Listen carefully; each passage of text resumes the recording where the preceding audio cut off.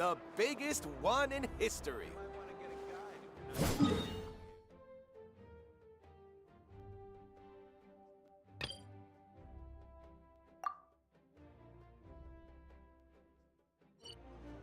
You know what?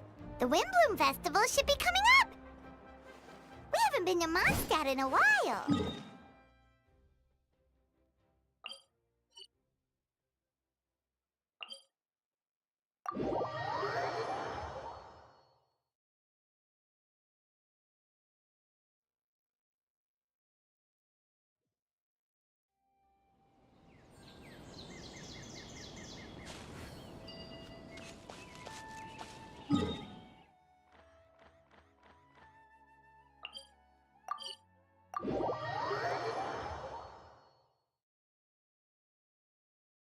We didn't miss the Sub-Zero's festival, right?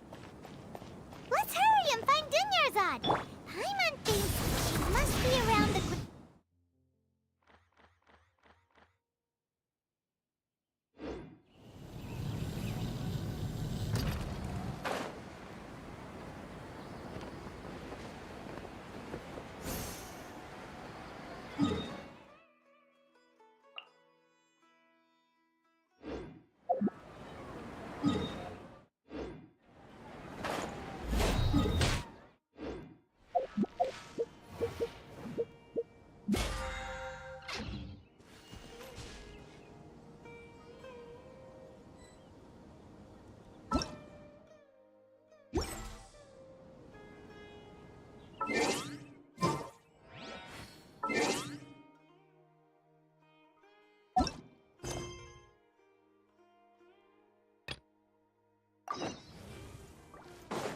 Full throttle!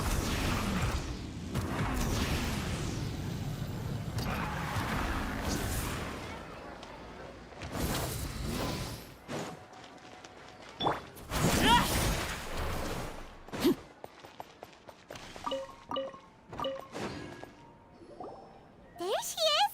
Dunyarzad! We're back!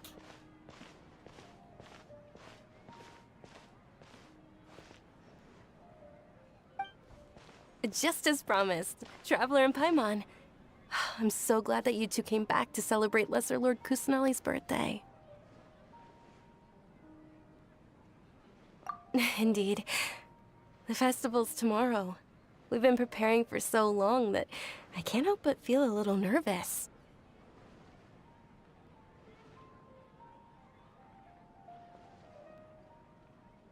There's no need to be nervous. Paimon's sure that Lesser Lord Kusanali will feel everyone's gratitude. Thanks, Paimon. I hope that everyone who comes to the festival will also have a good time. Speaking of which, did you manage to make your way to Port Ormos? Discover anything over there? Of course we went. A lot of things happened there.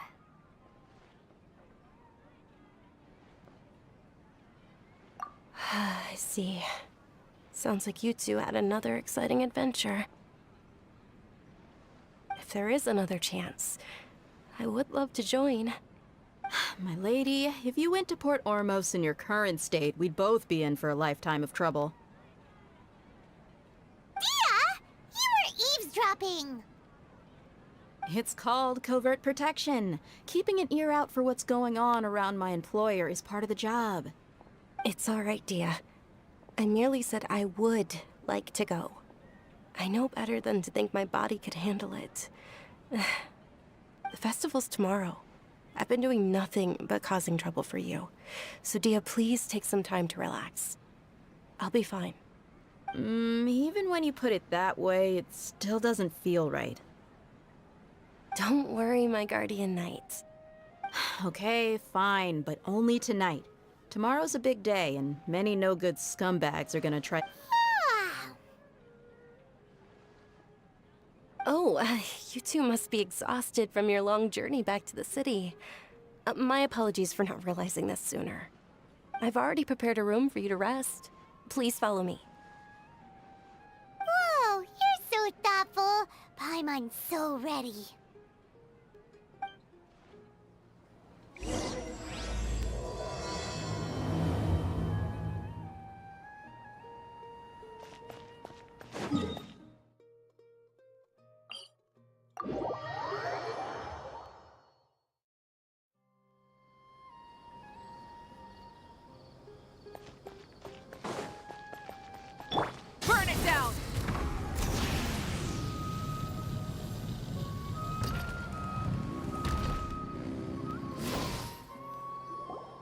here we are.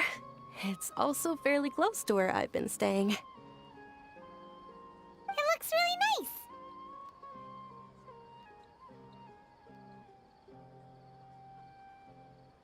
nice. Not at all. Just tell me more about your adventures when you next get the chance.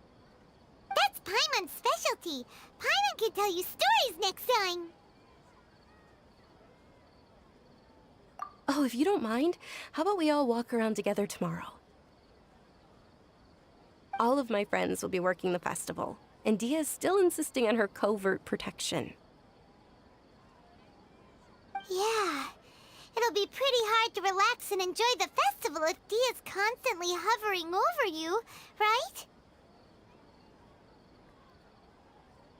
Then let's meet at the nearby bazaar first thing tomorrow morning.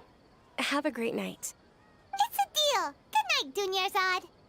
I may be too excited to fall asleep tonight. See you tomorrow. Paimon's starting to really look forward to the Sub-Zero festival, too. Will there be lots of yummy food? Oh, no. Thinking about food is just gonna keep Paimon up all night. The earlier we sleep, the better. Let's go inside, Traveler.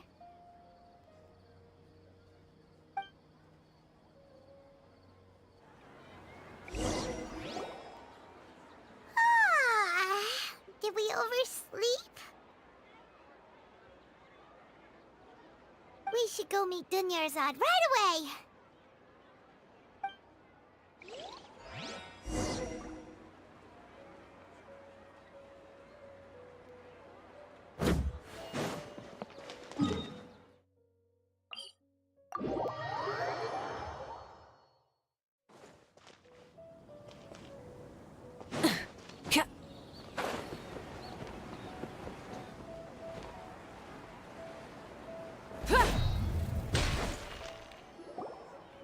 Traveler, Paimon, I've been waiting for you two. Good morning, Dunyarzad. We must have overslept a little bit. I am not Not talking. at all. I arrived early. Today is finally here. I must cherish every moment as if it were gold. You've worked so hard for this day. You gotta enjoy it to the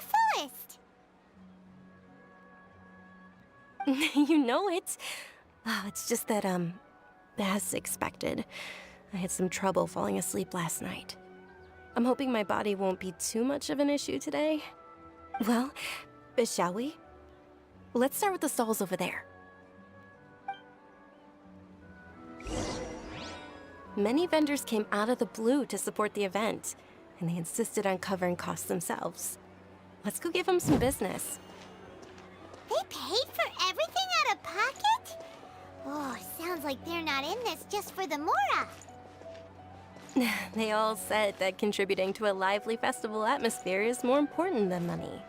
Especially since we don't often get to celebrate Lesser Lord Kusanali's birthday. Ooh, they're selling food over that way. Let's go take a look.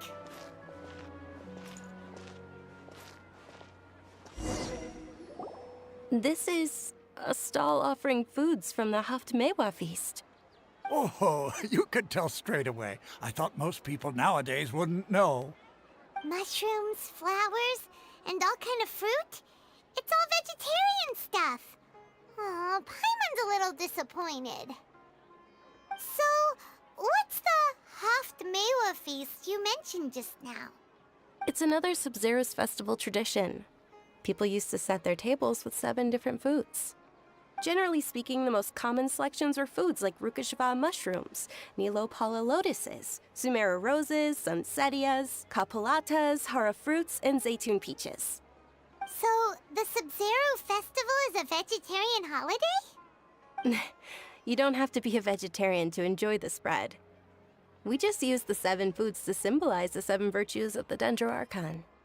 Wait, but if that's the case, if Sumeru uses vegetarian food to represent the Dendro Archon, then wouldn't the Pyro Archon's festival be full of food like roasted fowl, juicy meatballs, grilled steak? Oh, Traveler, we have to go to Natlan as soon as possible! I hope your wish comes true one day, Paimon. Thanks! Alright, how about we also check out some of these other stalls?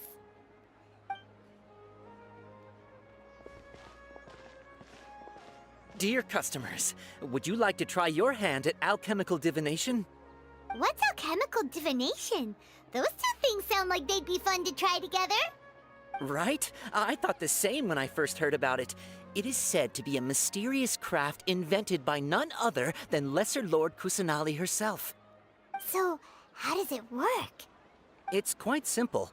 After you give me any 2 alchemical reagents, I'll use them to perform a random transmutation. Sure sounds random. So random that it will probably fail. That is precisely what we need. After the transmutation fails, your one and only diviner here will interpret the remnants. Well, according to Lesser Lord Kusanali, everything is interconnected, and all that occurs can be traced back to fate. You could say this is a pearl of old wisdom. Why does everything sound so much more credible when Dunyarzad says it? Are you guys working together? So that's the true wisdom behind it. This young lady sure knows her stuff. So, how about it? Want to give it a try?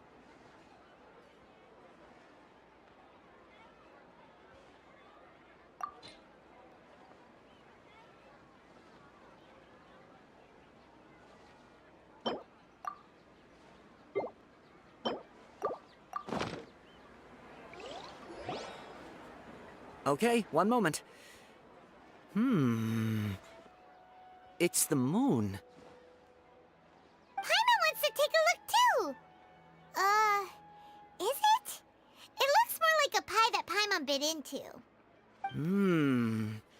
Generally speaking, the moon signifies...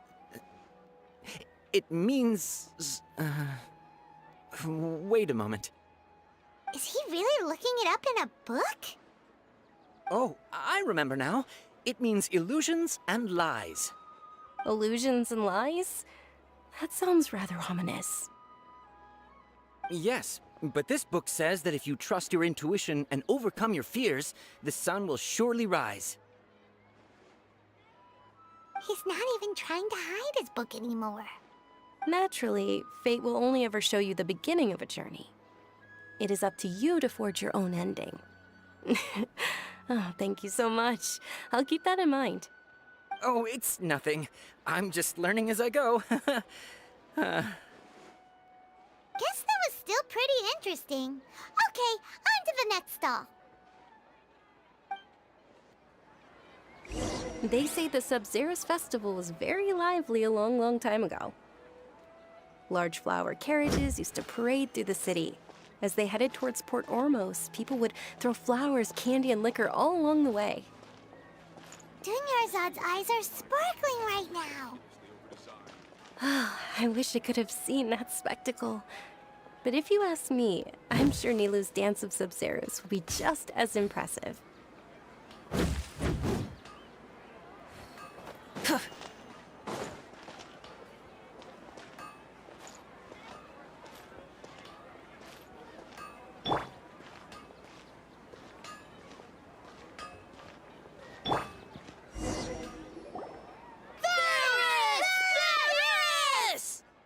Attention!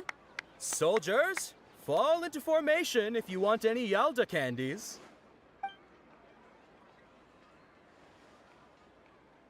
It's a weird guy with a weird hat. Hey, it's Dunyarzad! Wow! Miss Dunyarzad, the children love you even more than the Yalda candies. In the few short days it took to prepare for the Sub-Zerus festival, the children have all grown very fond of you. The Hallowed Knight of Flowers. It's an honor that you know my name. Attention! In the name of Ferris, the Knight of Flowers, I commend you on your contributions to the glorious Sub-Zerus festival. All right, little soldiers. Take your Yalda candies and don't forget your loyalty to Lesser Lord Kusanali. Dismissed! Yes, Knight Ferris! Just what is going on here? Ferris, the Knight of Flowers, is another Sub-Zerus festival icon, and one immensely popular with children. In the past, the actor portraying Ferris would also sit on a flower carriage. It's all thanks to Miss Dunyarzad's sponsorship that the children can make such wonderful memories today. As are we to you, Vihar. Oh, not at all. Oh, speaking of tradition, do you want some Yalda candies? They're a festival staple, and I happen to have some boxes readied here. Take a look and pick whichever one you want. Whichever one.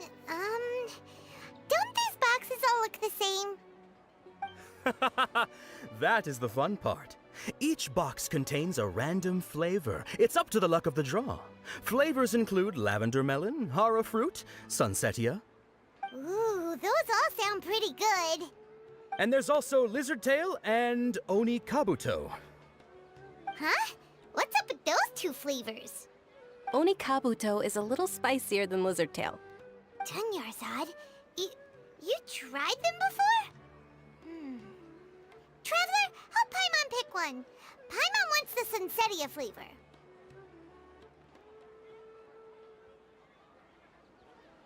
It's all right. Paimon believes in you. I also believe in your intuition.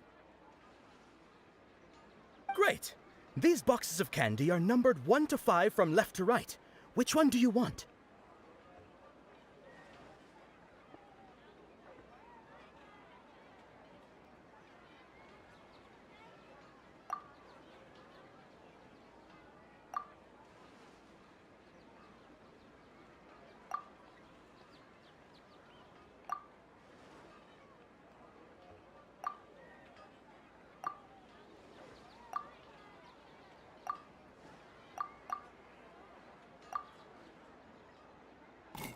Attention! That's unfortunately Lizard Tail. Oh, Paimon thought you survived so many epic battles because you had incredible luck. But looks like Paimon was wrong. The Sunsetia flavored candy was in box number 4. How about this? The most important thing is that everyone has a good time at the festival. So please, take both boxes. Really? Thanks a lot, Knight of Candies. It's Night of Flowers, not Night of Candies. Paimon really wilted the carriageless Knight of Flowers. They all basically sound the same. We got our candy, so let's keep going. Oh, actually, I just remembered that I left something behind. Since you're here, can you come with me to get it? Dunyarzad, you probably forgot because you're so excited about the Sub-Zero's festival. How embarrassing.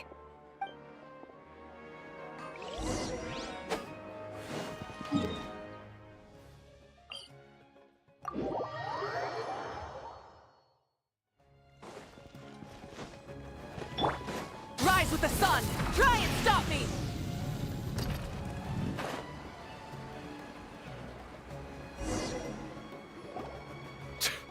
We're too late. Who knew the little lady was such an early riser? I know, right? Hey, wait a minute. Puss! Isn't that her? Oh, that most certainly is. We're in luck. She's walking right into our clutches. Those Eremites don't look like they're up to any good. Who are you? I don't believe the Homayanis hired you. That's right. We haven't received any of their mora, but I wonder how much the Homayanis would shell out to get you back. They're a gang of kidnappers! Traveler, hurry and protect Dunyarzad! Hey, did you scumbags even consider that the Homayanis might have hired a merc that outclasses you? You're... Dia! Dia the Flame Mane! No wonder we mercs haven't heard anything about you for so long. You sold your unruly mane to the highest bidder. Don't speak so disrespectfully. My family started working with her as gratitude for her past kindness to us. Don't worry about it, my lady. Just some friendly banter between mercs. One punch and those rabid dogs will expose themselves for what they really are. Aren't your claws all dull by now? Don't get too cocky!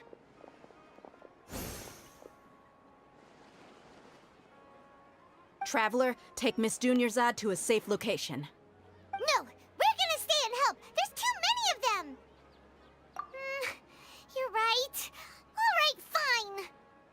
Please be careful, Dia. Don't waste your time worrying about me. This is my job. Look out for yourself. After I've wiped the floor with them, I'll go find you all.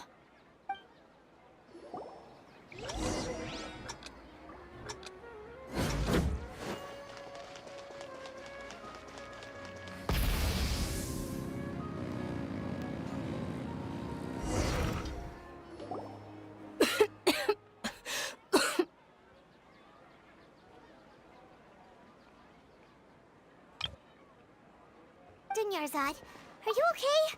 You look a little pale. Are you in shock? I'm fine.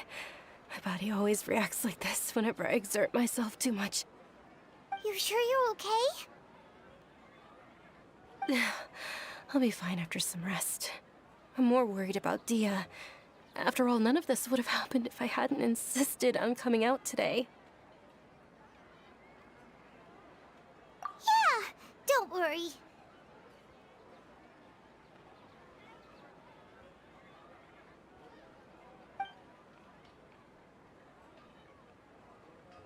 My lady, Traveler, found ya.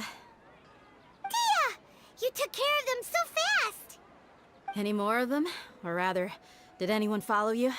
Dia, your arm! Oh, this? I'm fine. It's just a scratch. Normally, they wouldn't have been able to land a hit on me at all, but I'm still getting used to this new greatsword. Please, let me take a closer look. Come on, it's nothing. Us mercs aren't as fragile as you think. Hold on, you said something about a new greatsword. What happened to the one you were using before? About that. Well, I sold it, because I was low on Mora. Stuff like this happens every now and then. It can't be. The anonymous donation that was used for the venue's final round of preparations?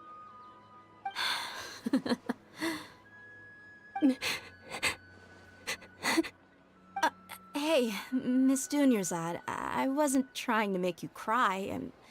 I'm not gonna lose my commission because I made my employer cry, am I? Okay, making your employer cry won't affect your commission, but selling your weapon without permission and getting hurt? I'll have to reevaluate your performance. You're so unreasonable, my lady. Thank you very much, Dia. Don't be like that. I get embarrassed really easily.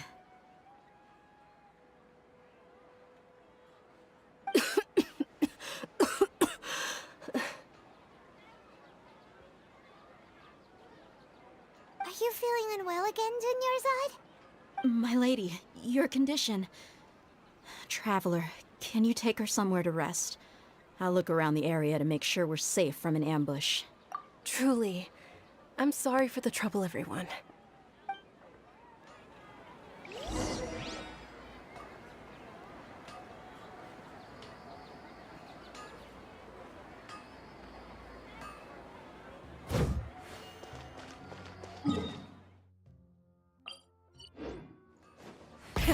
Rev the engines!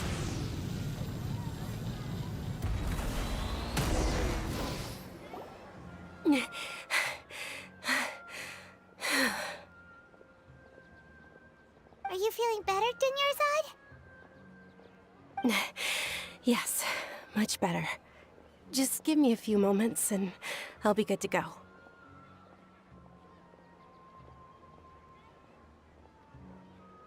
I didn't realize you were concerned about it. I guess I shouldn't continue to keep it a secret. I was actually born with Elazar. It's terminal now. Can't believe it's Elazar! Oh, you've already heard of Elazar. In that case, you probably know about its severity. Sumeru's current medical advancements still haven't been able to find a cure. The disease's progression can only be delayed through environmental therapy. Dunyarzad. There's no need to be sad. I've always lived with Elazar and I came to terms with it a long time ago. Compared to the simple fact that I'm afflicted with this, its effects on my life have been much more painful. I know that my family loves me dearly. They've done all they can to provide the best environment for me. Did you know? Before I ran away from home this time, the world outside of my home didn't even know that I existed. Since I was a child, all I could do was sit on my bed and stare at everything outside of my window. I'm sure my family's worried and disappointed in me for running away, but I just didn't want to have any regrets. I wanted to meet other people. To me, there's nothing more beautiful than being able to meet and speak with others. Not to mention the incredible time spent preparing for the festival. The joy on everyone's faces here, and all the support I've received from friends like Dia. This way, when my final day does arrive, it will be less sorrowful. At the very least, many people will remember that I once existed in this world, right? As long as you don't forget Paimon. Paimon also won't forget about you. No. Even if you forget Paimon, Paimon will still remember you. Thank you two so much. I apologize for the depressing conversation. This is out of character for me. To be honest, Lesser Lord Kusanali gave me the courage to do all of this. If it weren't for her encouragement, I wouldn't have taken that first step. Thanks. There will always be frustrations in life, but I know that the point of living is not to leave behind any regrets. Oh, right. Isn't it almost time? Huh?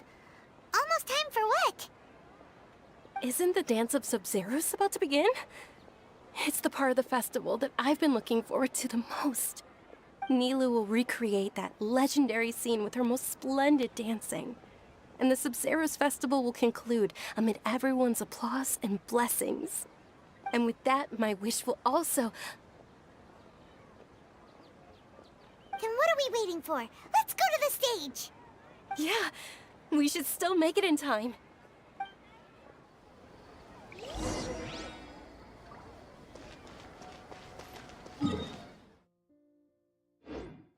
Full throttle! Full throttle!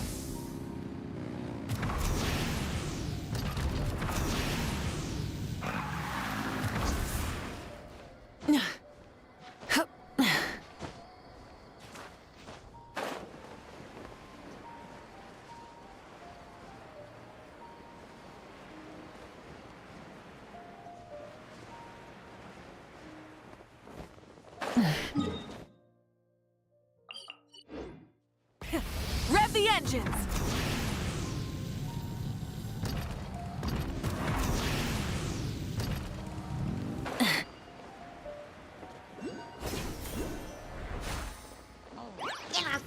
Get to work! Fulfill the path!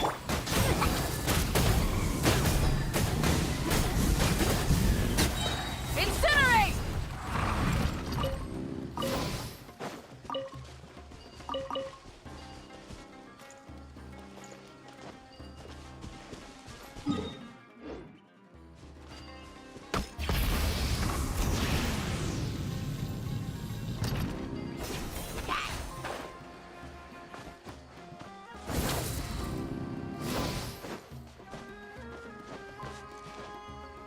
Hip.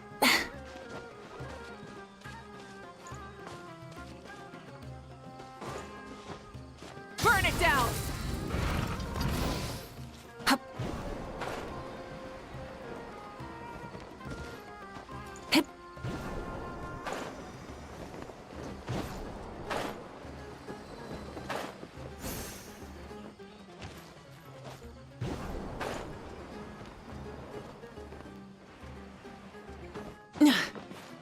Light it up!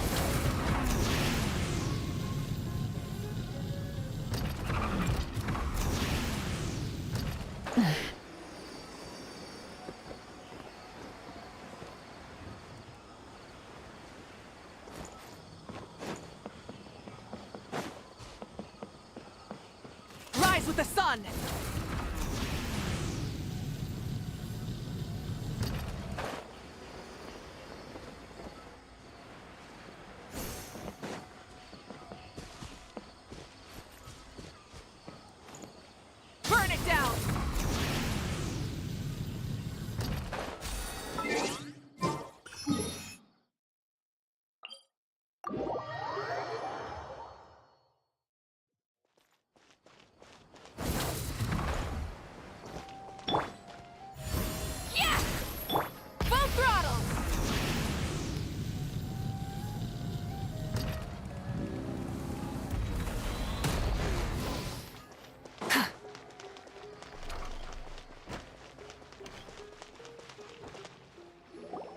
Were you not aware that the law prohibits this type of performance from taking place without prior permission?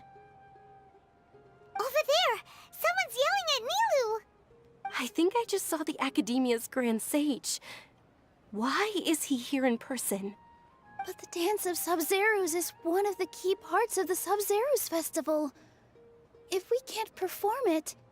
The Sub-Zerus Festival. The law also prohibits the private hosting of large-scale religious festivals. Only the Academia can host such an event. If you continue to resist, we will have to order an investigation into every single event organizer. The Grand Sage has already granted you much leniency. I advise that you exercise tact. How did things turn out like this? The Academia was originally responsible for the Sub-Zerus Festival, but they failed this responsibility for many years. I need to speak with them. This is a hard pill to swallow, but you're right. Things would only get worse. Art, dance. Aren't you ashamed of pursuing such frivolous and meaningless activities in this land of knowledge and reason? Our Archon created the utopia that is Sumeru City for all scholars who sought validity, verity, and truth, while people like you wish to defile it. No. I believe that our Archon never rejected the arts. Even the Goddess of Flowers dedicated a dance to her. With your lack of intellectual credentials, I do not believe you are qualified to debate with me. What you should be doing is finding workers to tear down this ridiculous eyesore.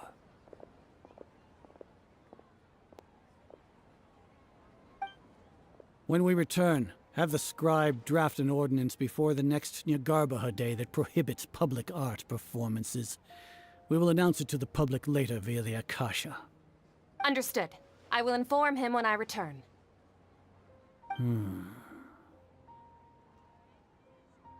The Sub-Zerus Festival. Go celebrate the birth of that god to your heart's content. Nilu, are you okay? Oh, Dunyarzad. You all saw that just now? The Grand Sage ordered us to stop the performance. Yeah.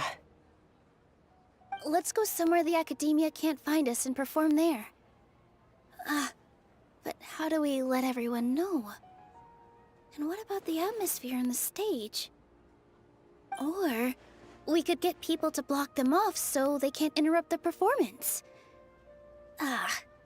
No. They just threatened to investigate the organizers. If we were caught... Nilu, it's all right. Don't worry about it. But you've been looking forward to the Dance of Sub-Zerus so much. And I know how important this festival is to you. I don't want you to have any regrets. It's okay. Seeing you care this much about my feelings is more than enough. It would be too risky to continue the Sub-Zerus Festival at this point. I don't want to get everyone in trouble. If you say so. But... you can sneak out for the next Sub-Zerus Festival, right? We'll make sure the next one is a smashing success. The next one. Yes. Okay, it's a promise. It will be a smashing success. Paimon can't believe this is how things turned out. Those heartless geezers. It really is okay. There's nothing we can do about it. Still, I'd be lying if I said I had no regrets. I would have loved to see Milu's dance.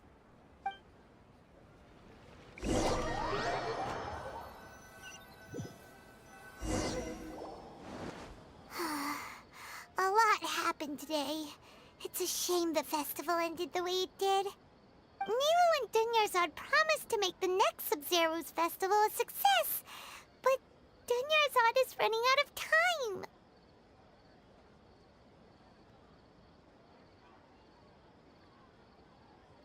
Yeah.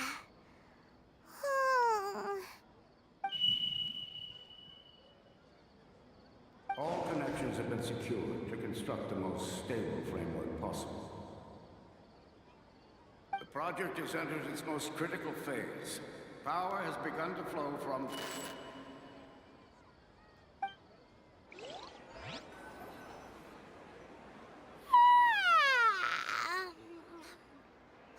Oh, we're gonna be late! It's all because you wouldn't get out of bed! We should go meet Dunyarzad right away!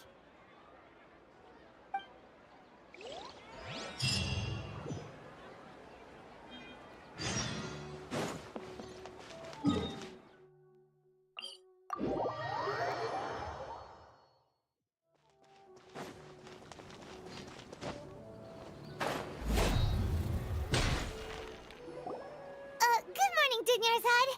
Sorry we're late. Not at all. I arrived early. You seem kinda tired. Did you not get enough sleep? I'm doing well. There's no need to worry. Shall we go? Let's start with the stalls over there. Sure! Traveler? Why are you just standing there? Let's get going!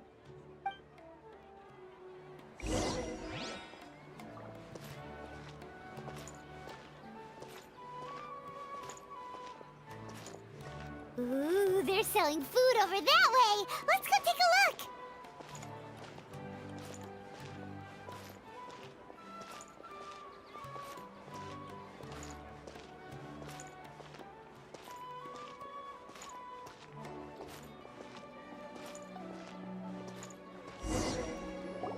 This is a stall offering foods from the Haftmewa feast. You are quite well informed, miss. I thought most people nowadays wouldn't know. They're all plants! Oh, Paimon's a little disappointed. Actually, what is the Haftmewa feast you mentioned just now? It's one of the Sabzeruz festival's traditions. People used to set their tables with 7 different foods to symbolize the 7 virtues of the Dendro Archon.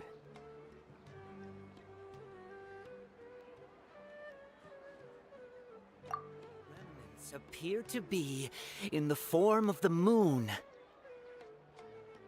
Really? Paimon thought it looked like some kind of food. The moon signifies... It's escaping me for now. Wait a moment. Is he really looking it up in a book? Oh, right. It means illusions and lies. But if you trust your intuition and overcome your fears, the sun will surely rise.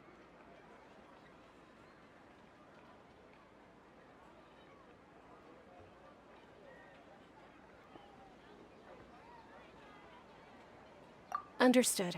I'll keep that in mind. Oh, it's nothing.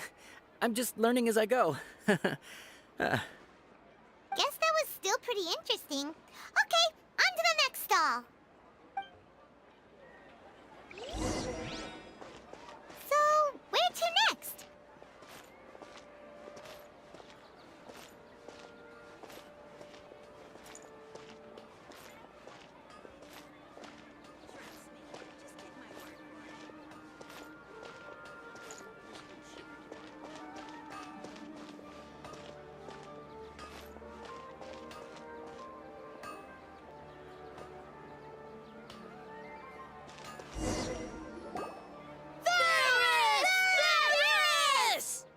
All right, soldiers. Now that you have your Yalda candies, don't forget your loyalty to Lesser Lord Kusanali. Dismissed! Yes, Knight Varys! What's going on? Is this a play? Ferris, the Knight of Flowers, is another Sabzeruz festival icon and one immensely popular with children. It's all thanks to Miss Dunyarzad's sponsorship that the children can meet the Knight of Flowers. Oh, do you want some Yalda candies? I happen to have some boxes readied here. Take a look and pick whichever one you want. What's to pick? Don't these boxes all look the same? It's not that simple. Each box contains a random flavor. It's up to the luck of the draw. Flavors include lavender melon, hara fruit, sunsetia. Ooh, how interesting. And there's also lizard tail and oni kabuto. Ugh, why do those flavors even exist? one. Paimon wants to eat the Sunsetia flavor. Great! These boxes of candy are numbered 1 to 5 from left to right. Which one do you want?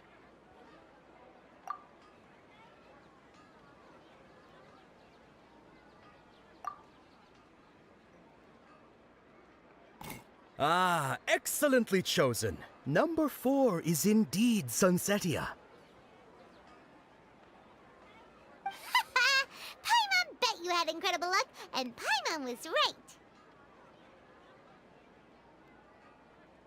Huh? Are you saying that you instinctively chose the right box? But now that you mention it, Paimon also had the feeling you'd choose the right one. Is that kinda like what you felt? Maybe we didn't sleep very well last night. Or maybe we slept too much.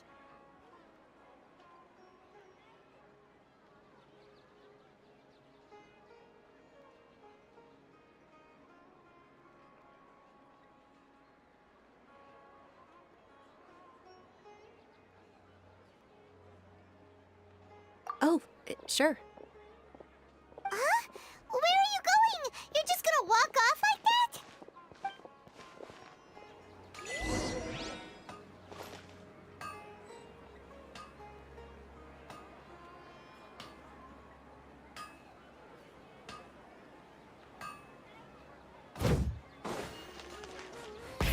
Rev the engines!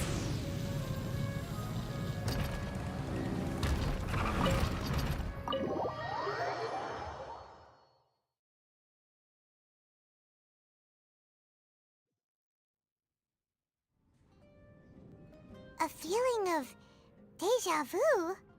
Oh, Paimon knows what that is. It's when you feel like you've already experienced whatever is going on. In that case, Paimon also felt something like that today. But that's just our brains playing tricks on us, isn't it? So why'd you run here in such a hurry?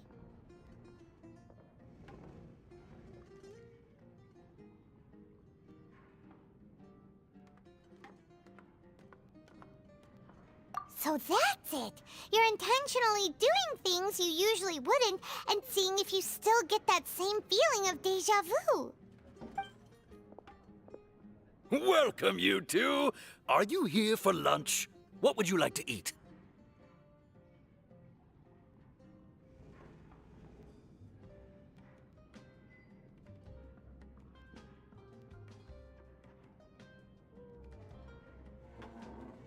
Got it. You don't look like you're from these parts, but I gotta say, you've got good taste. I'll give this order to the kitchen.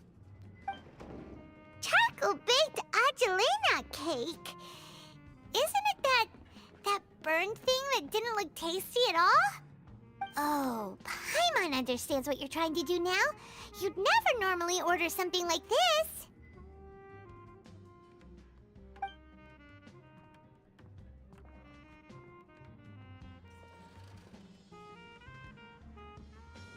That thing? Are you really gonna eat it? Isn't this going a bit too far?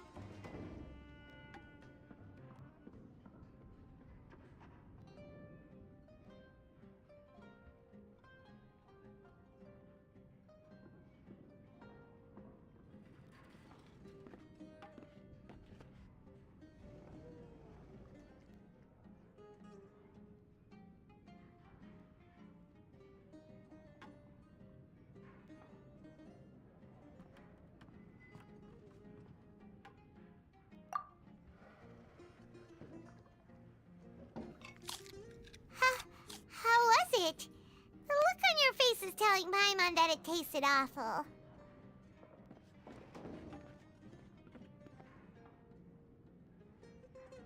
Then, you mean...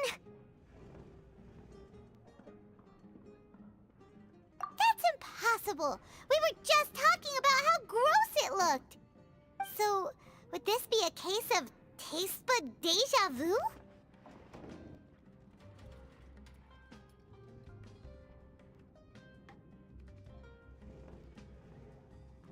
Paimon also gets the impression that we've been here many times, even though we are regulars. How about we go out again and try something else?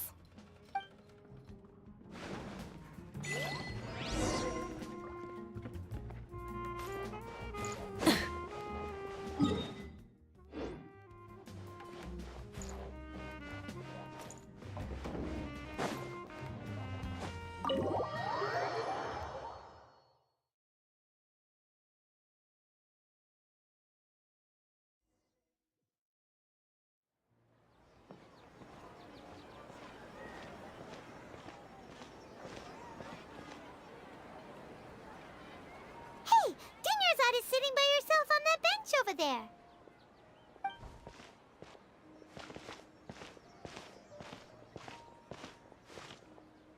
What a coincidence, Dunyarzad. We meet again. Why are you sitting here all by yourself? Oh, I ran into some kidnappers just now, but thankfully Dia came to my rescue. I started to feel unwell after that, so I sat down here. Kidnappers? Oh my goodness, are you hurt? I'm okay. Dia's arm got scratched, but it isn't serious. Whew. That's a big relief. But, Dunyarzad, you seem a little down today. It's the Sub-Zero's festival, and you've been looking forward to it so much! Not at all. I've always been like this. Excessive physical exertion or strong emotions tend to aggravate my illness. Besides, no matter how amazing today may be, it is but a single day. After however many more days, my time will come to an end. Paimon doesn't quite follow you, and Paimon feels like something's really got you down right now.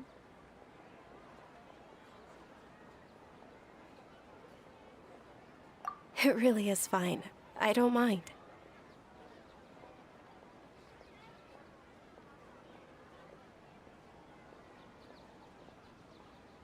Huh? Did something happen? Dunyarzad, have you ever felt deja vu? You know, like when you've already experienced something that's happening right now? Deja vu? No. But my days have been the same for years now. Even if I were feeling deja vu, I suppose I would already be used to it.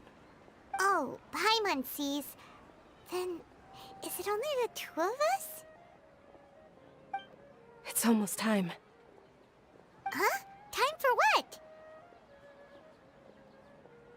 Nilou's Dance of Sub-Zeros is about to begin. Let's go.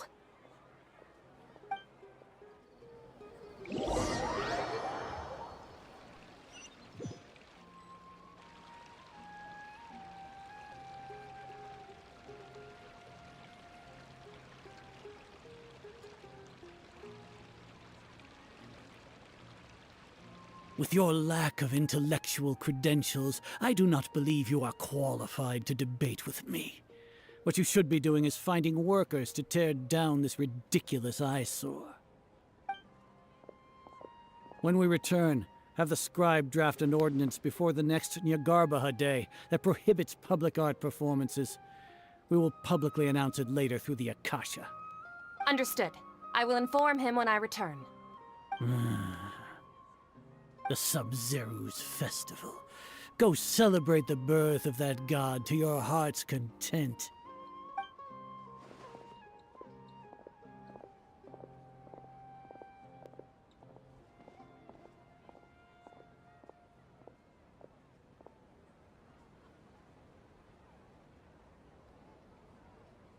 Nilou, are you okay? Oh, Dunyarzad. The Grand Sage ordered us to stop the performance. It's okay. There's nothing we can do about it. But you've been really looking forward to this. I don't want you to have any regrets. It truly is unfortunate, but I don't want to cause trouble for anyone.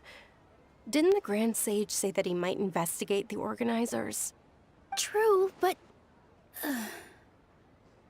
well, okay. I'll just have to try again next year. The next festival. I probably won't be around by then.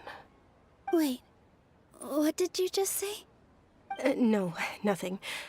I'll be heading back to rest. Thank you for your help, everyone. Paimon can't believe what those heartless geezers did!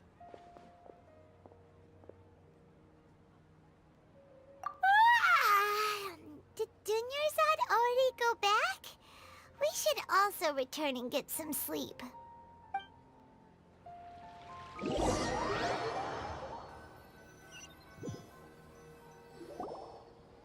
So, in the end, you still couldn't figure out what that deja vu feeling was all about? Maybe it really was because of exhaustion.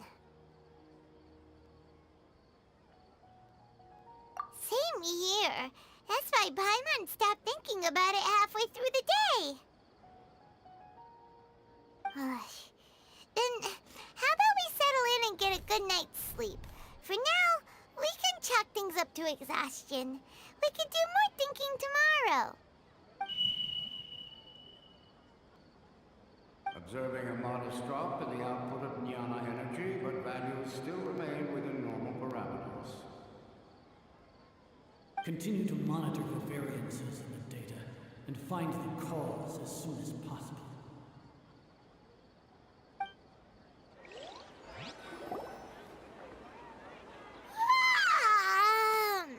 Why does Paimon feel so tired after so much sleep? Anyway, we should go meet Dunyarzad right away.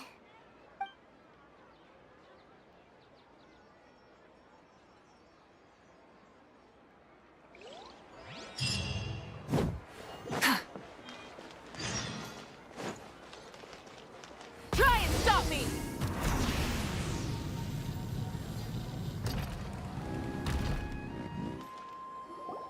Good morning, Dunyarzad.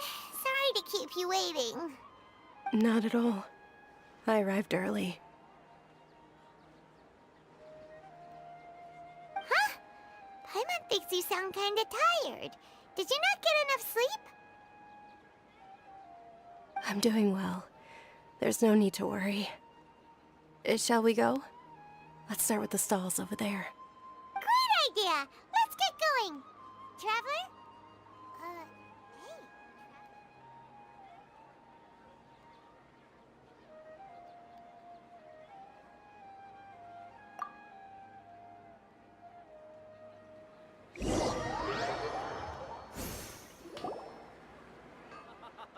It's all thanks to Miss Dunyarzad's sponsorship that the children can enjoy the Sabzeruz festival.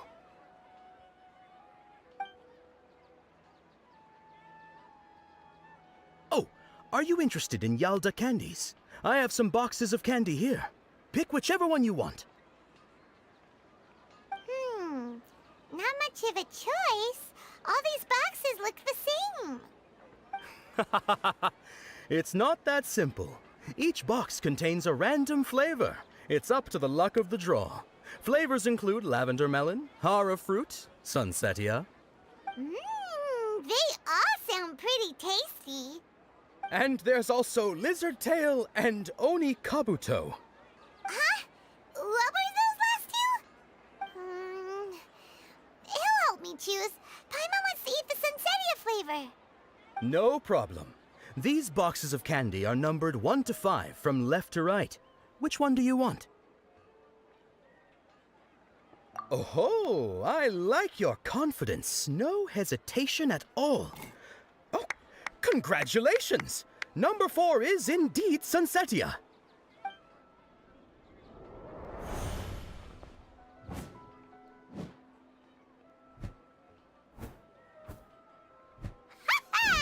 Paimon knew he always had incredible luck.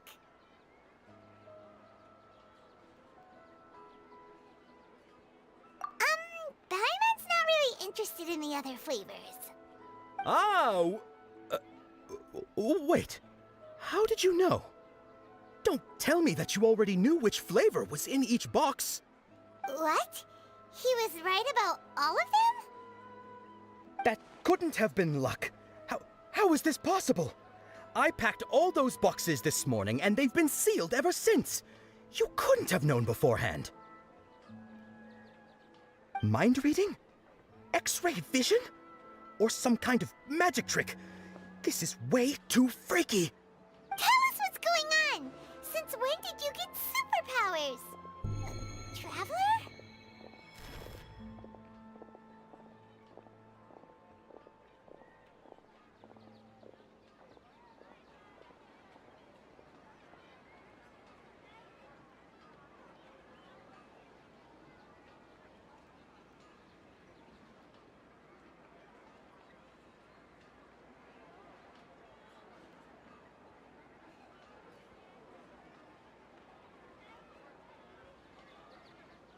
Hey, where are you going?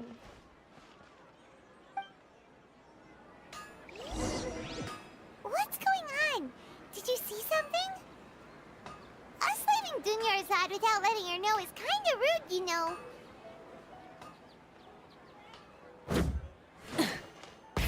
Rev the engines!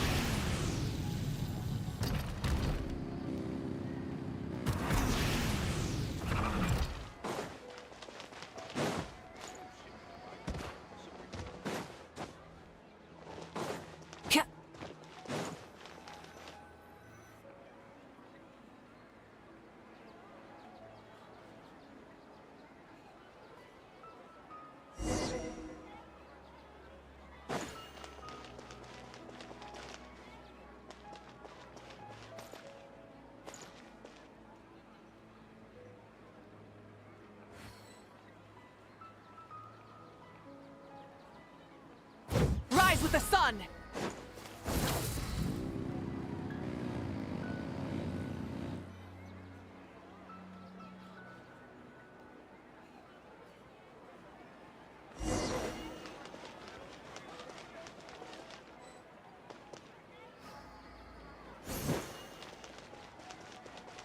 Full throttle!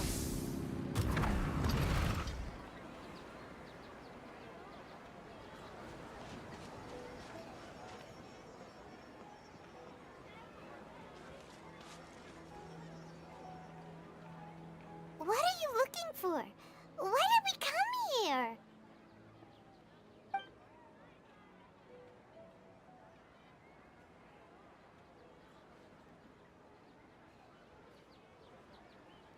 Traveler?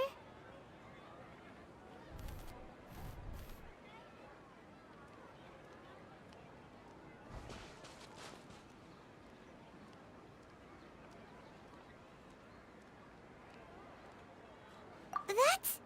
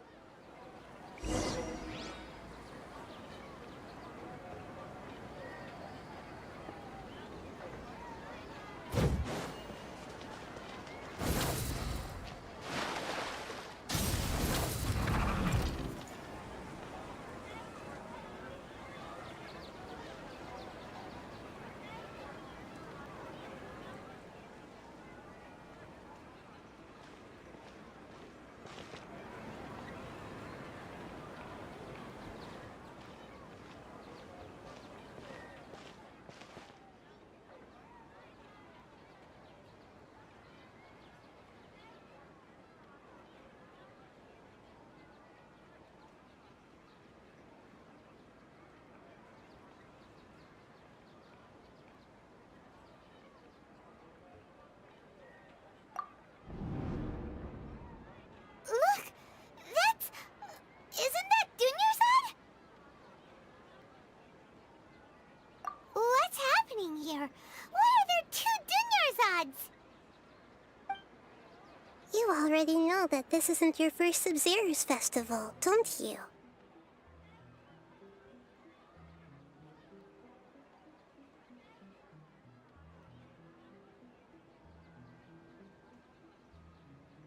I'm sure you already know how to use this. A knowledge capsule? Where did you get it? What's inside? You should use it too, Paimon. You know Paimon? Well, this seems kinda sketchy, but Paimon feels like this is what we should do.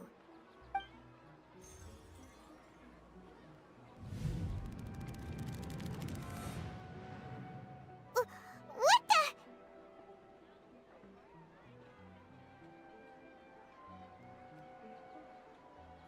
This is our 20th time at the Sub-Zero's festival? Huh? No. The 30th? 40th? Just how many times have we been to the Sub-Zero's festival? Have we been trapped in a single day? If it weren't for you, we wouldn't have even realized. What the heck was inside that knowledge capsule? Your memories are still scrambled? Try your best to remember. This isn't the first time we've met, and I answered that question a long time ago. Let Paimon think. Oh, it's coming back. Meeting you was the real catalyst for restoring our memories, and the knowledge capsule was just your means of showing our minds the way. What about everyone else? Why are you only helping the two of us? Your sense of deja vu is stronger than everyone else's, yes? As for an explanation, you two received the blessing of Dendro, and you also have special, sensitive constitutions. It was as if a single sheet of paper was separating those memories from your consciousness.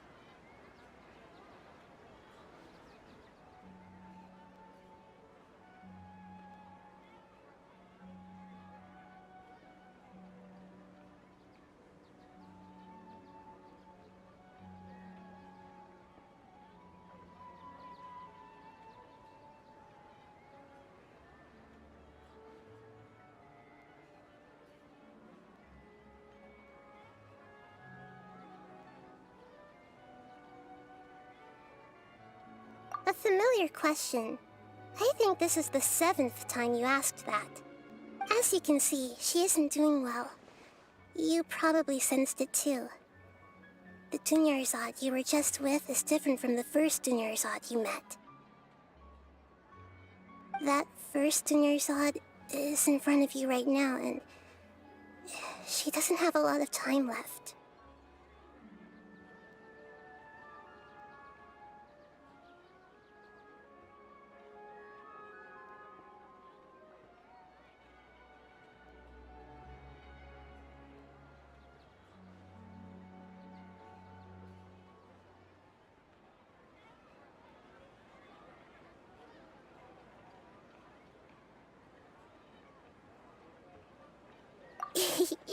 Looks like you're almost done sorting out your brain. Oh yeah, I'm Nahida.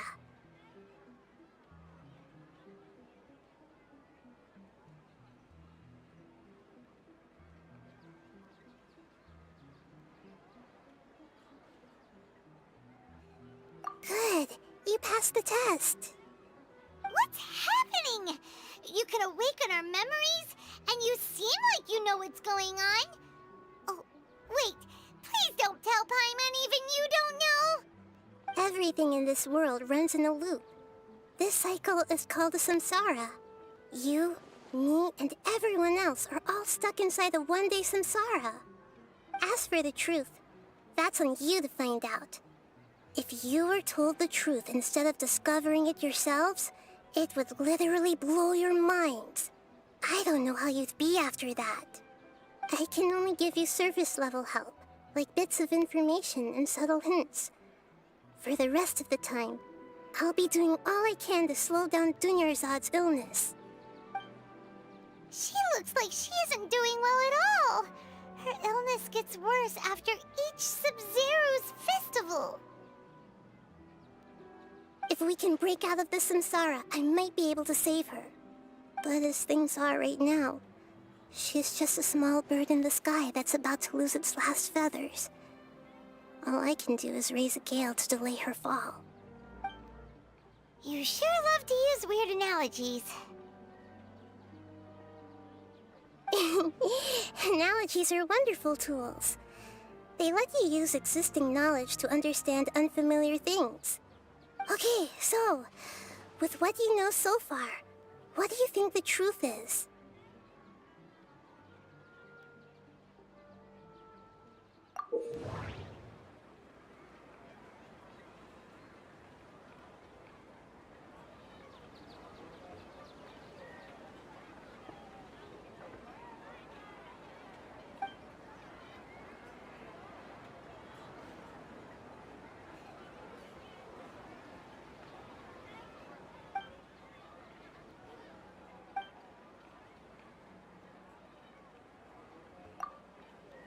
What's happening right now seems to have happened before. This feeling has been getting stronger and stronger. What's happening right now seems to... The Grand Sage said, "Go celebrate the birth of that god to your heart's content." Did he mean something more?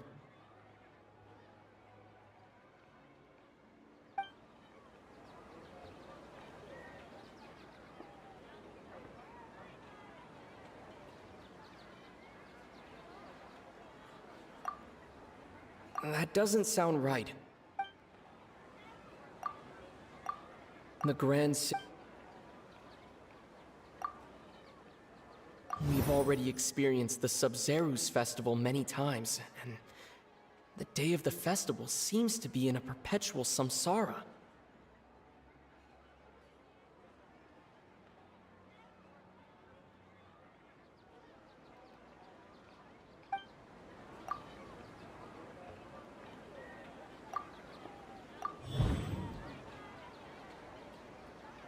That should be it. The flow of time is endlessly cycling within one single day.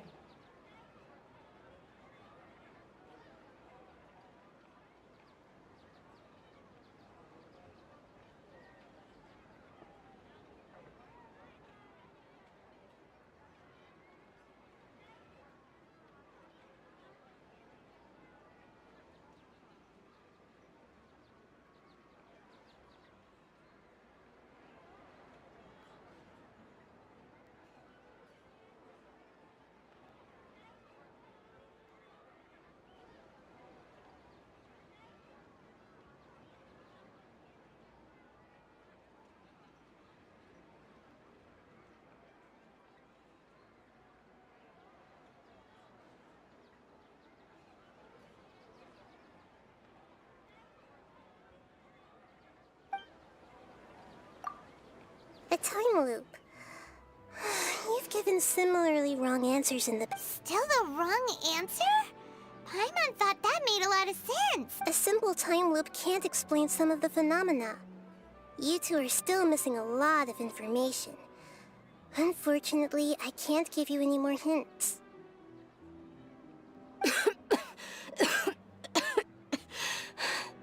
Dunyarzad. The Sub-Zerus festival is happening every day, but that doesn't mean we can waste an infinite amount of them. Hurry and find the truth before today's festival ends.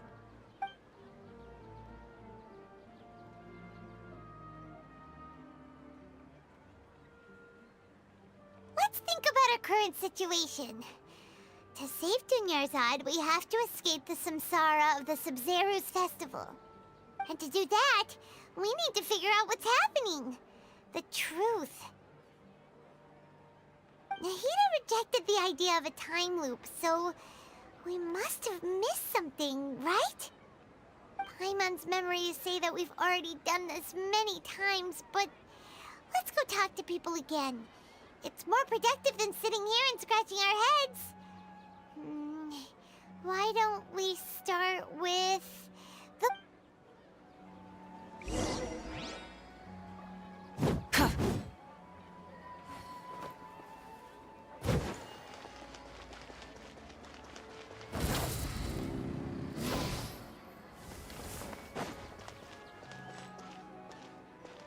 Try and stop me!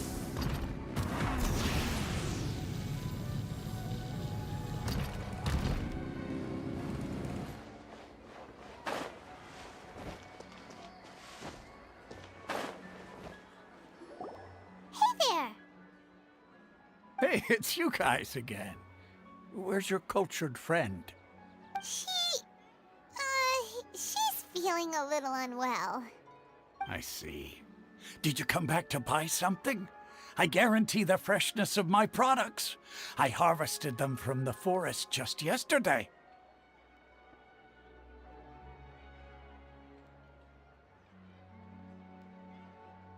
Huh? What brought this about? I hurried back from the forest yesterday, and I'm selling produce here today. I haven't felt anything strange.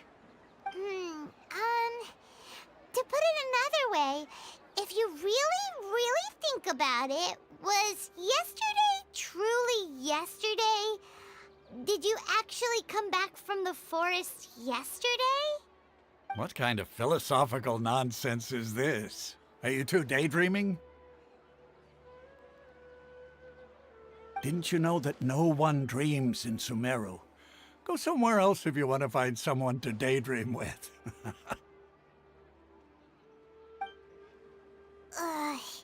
He actually has a point. Is this a dream? Is everyone dreaming?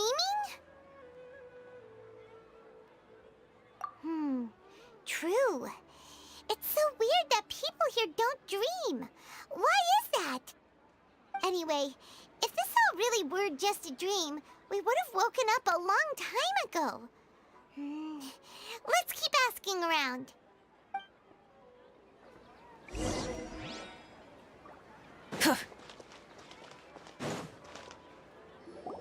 Oh, it's you two. Was my divination so accurate that you felt compelled to compliment me in person? Ooh, I knew it! I told you, the god's divination is highly accurate.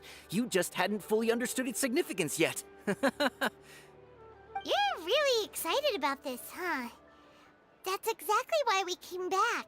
Help us better understand it. Help you better understand it? Well, that isn't exactly what I excel at. So, you're admitting that you don't have a clue? Anyway, what kind of situation did you get into? Huh? Hold on a second. I thought you guys just lost your wallet or fell for a scam. What you just said, are you serious? Does that kind of thing actually happen in real life? Paimon knew you weren't going to believe it. Marvelous. Truly marvelous. I believe you. Recall the interpretation of your divination. The moon, illusions, and lies. It really felt like an omen. When you say it like that, the divination does sound like it's related to what's going on. Can you read any more into it? I believe that the Archon's revelations are never more than vague hints. Anything more specific is beyond the reach of mere mortals. The book only says, if you trust your instincts and overcome your fears, the sun will surely rise. So that's how it is. Looks like fortune-telling is just fortune-telling. It's no good for practical problems. We haven't made any progress. Who else can we talk to?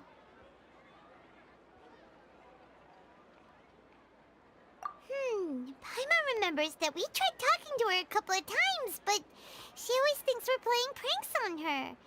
You think she'll brush us off again?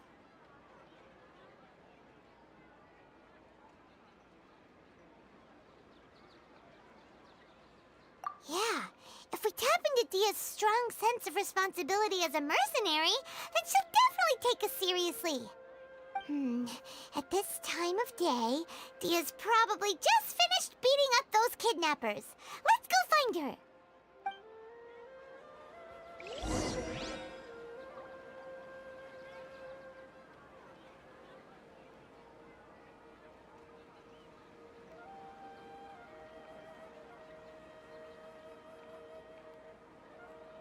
This new shipment of items is so ridiculously overdesigned.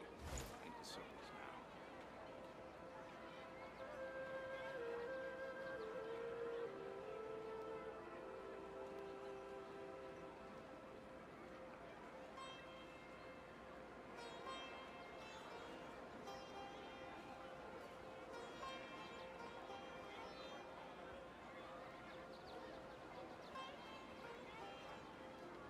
This new shipment of items, they're all so ridiculously overdesigned.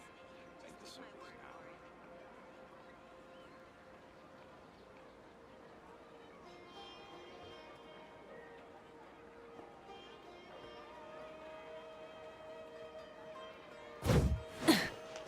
Full throttle!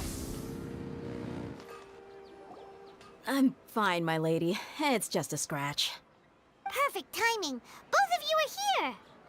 Paimon, Traveler, you came at just the right time. Listen, there was a dangerous Huh? You saw? Then why didn't you jump in earlier? If someone was protecting Miss Dunyarzad, I could have went all out. Anyway, can you do something for me? You want the Traveler to take Dunyarzad somewhere to rest up while you check to see if there's still any kidnappers around. Did Paimon get that right? How did you know what I was going to say? We need to say something convincing.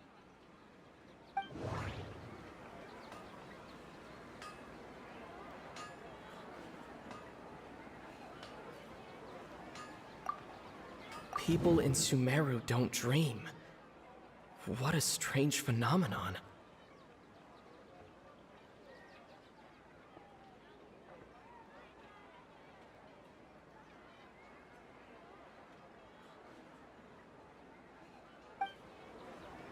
People in Sumeru don't dream. What a strange phenomenon.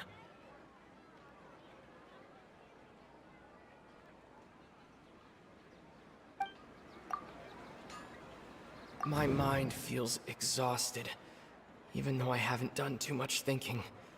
What is going on?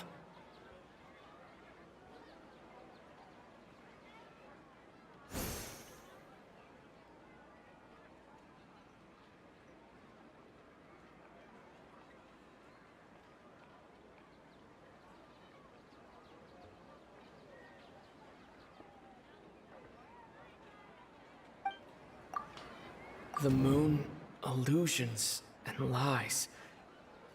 What do they all mean?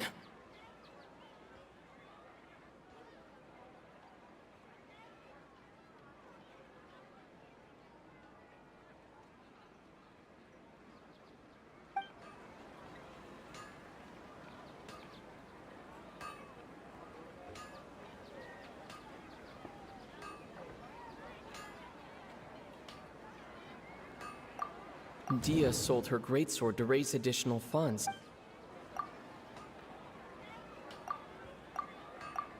That doesn't sound right. That doesn't sound... Tell her, Traveler! I didn't tell anyone about that.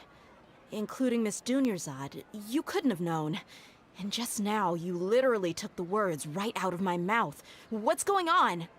All right, so this is the situation.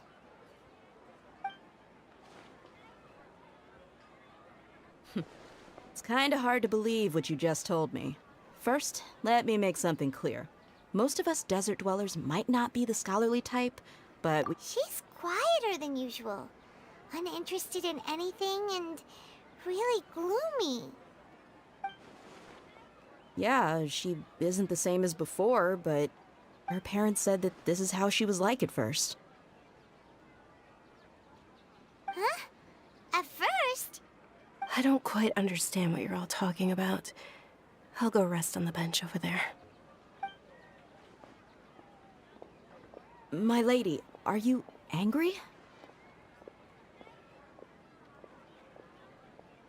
All right, I'll give you the benefit of the doubt since you knew about my greatsword. Let's make this a quick trip. Miss Dunyarzad isn't completely safe here.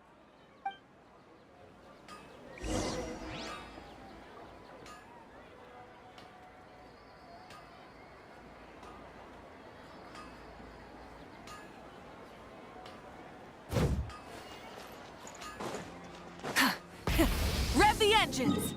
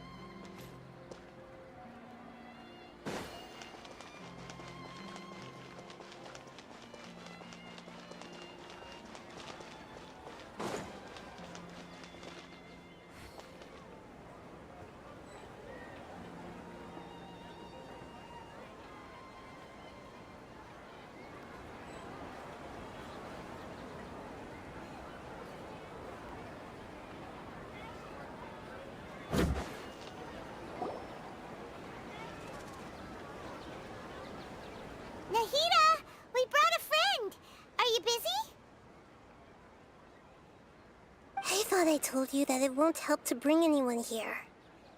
We just wanted her to see the real Dunyarzad's condition. The real Dunyarzad? Where and who are you talking to? Huh? I told you that you two are special. Other people can't see me or Miss Dunyarzad here.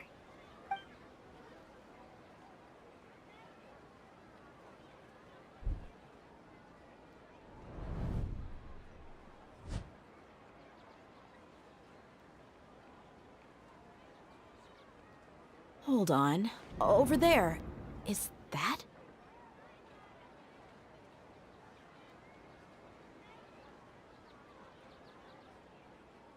Wow.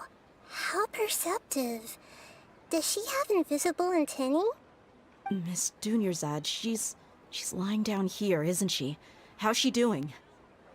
Her condition's really bad, and she's basically in a coma.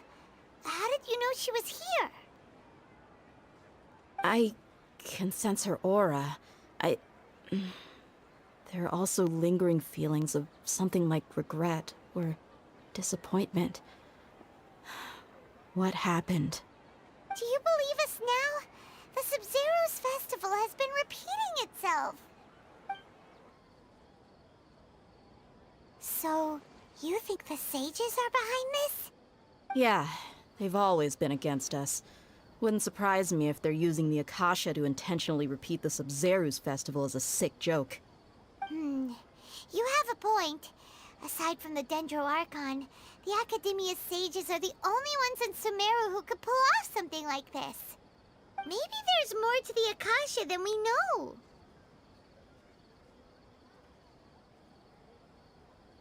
Right!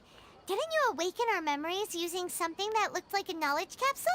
That means you must know something about the Akasha! The Akasha relies on the power of a Gnosis to operate, as it is the manifestation of the God of Wisdom's power. It compiles the wisdom of the entire populace, and it grants knowledge to the people. A Gnosis could do that?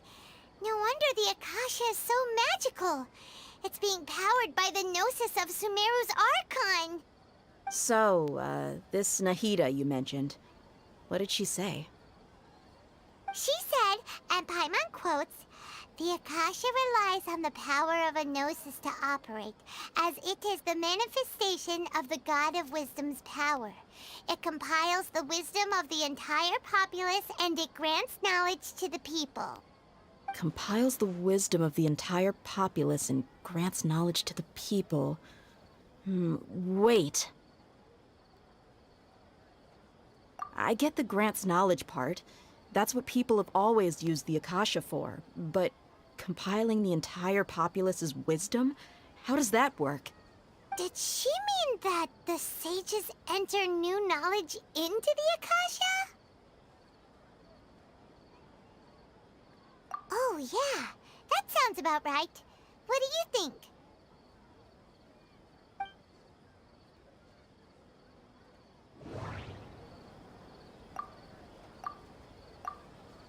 What's happening right now seems to have happened before. Okay, Nahida said the Akasha relies on the power of a Gnosis to operate, as it is the manifestation of the God of Wisdom's power. That doesn't sound... My mind feels...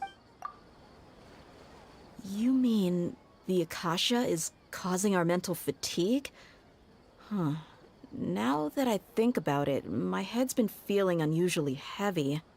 When the desert dwellers set off on their quest for knowledge, a sage once said, knowledge always comes at a price. Compiling the entire country's knowledge. You think the Akasha pulled a 180 and is extracting information from us? Who knows? The Akasha can put knowledge into our heads, so who's to say that it can't also poke around in there? We don't know any specifics. What's the point of doing something like that? Just think about it. If you could combine the knowledge of every single person in Sumeru, then you can basically turn Sumeru City into a single massive brain. This hive mind could make breakthroughs in problems that even the smartest geniuses can't crack. An excellent deduction. And the analogy comparing Sumeru City to a massive brain? I love it. In that case, we should take off our Akasha terminals right away. Maybe that'll solve this problem.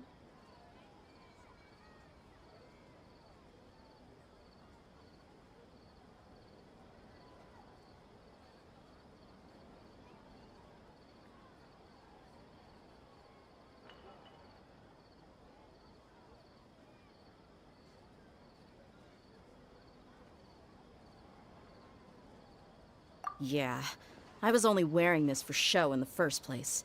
Didn't expect the sages to cook up such a conspiracy. Mark my words, when this is over, I'm getting evidence and exposing this whole thing to the public. How does everyone feel? Huh? What is it?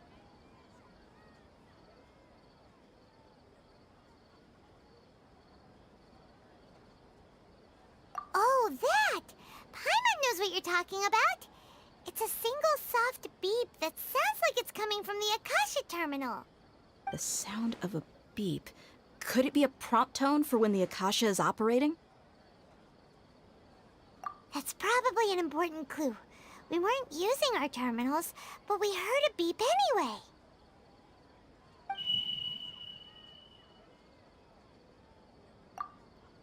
Traveler, did you hear that? I heard it too. Our ears aren't messing with us. There was definitely a beep, but it sounded like it was coming from inside my head. We took off our Akasha terminals.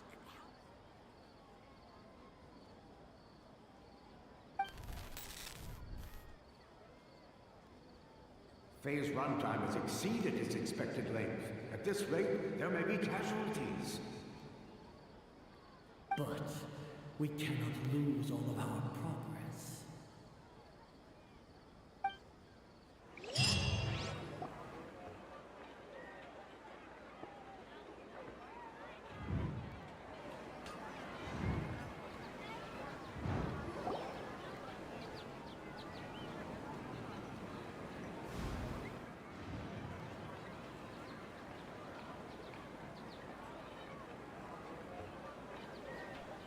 Paimon remembers everything! Good. You adapted quickly this time. We definitely took off our Akasha terminals last night, but we still heard that beep. Why is that?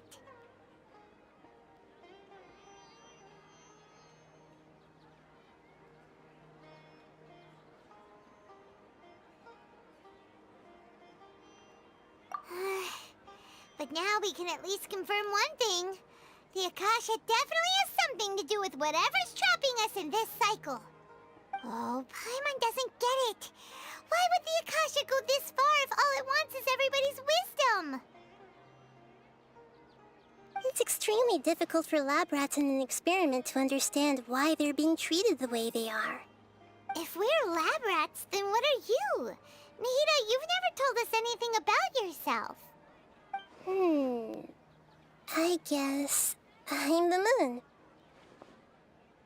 The moon? Wasn't that the result of our divination? Anyway, knowing who I am won't help you get closer to the truth, so you should focus on other things. Don't get distracted and miss any clues. Okay then. Dia helped us a lot yesterday, so let's go find her. If Paimon's reading the time correctly, those kidnappers should be showing up soon.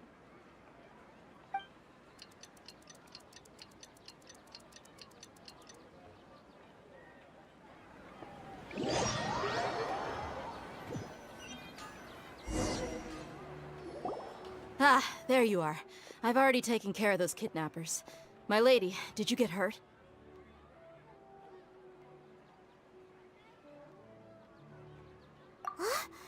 Dia? What's wrong? Why are you both gawking at me like that? You didn't get hurt this time. Huh? What do you mean this time? Why are you so surprised that I managed to get out unscathed? Those kids were amateurs. Shh! How did you know about my greatsword? I haven't told anyone about it. Please, don't tell Miss Dunyarzad. So Dia's lost her memories after all. Anything strange? You already know that I got a new greatsword. If I had to say something, it's weird how such a new weapon could feel so familiar. It's as if I've already used it to fight a countless number of battles. You're saying that although you don't remember using it, your body feels like it does? That's right. Both mercenaries and warriors heavily rely on muscle memory. Only knowing the Traveler, what do you think?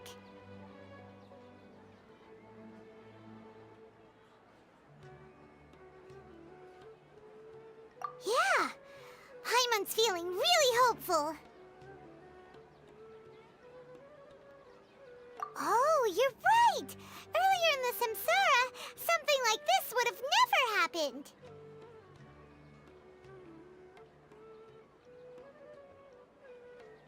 I have no clue what you two are talking about, but it's still dangerous here, so... So you want us to take Dunyarzad somewhere else to rest while you check if there are still more kidnappers around, right? How did you know what I was gonna say? Can you read minds? Forget it. Go and do your thing.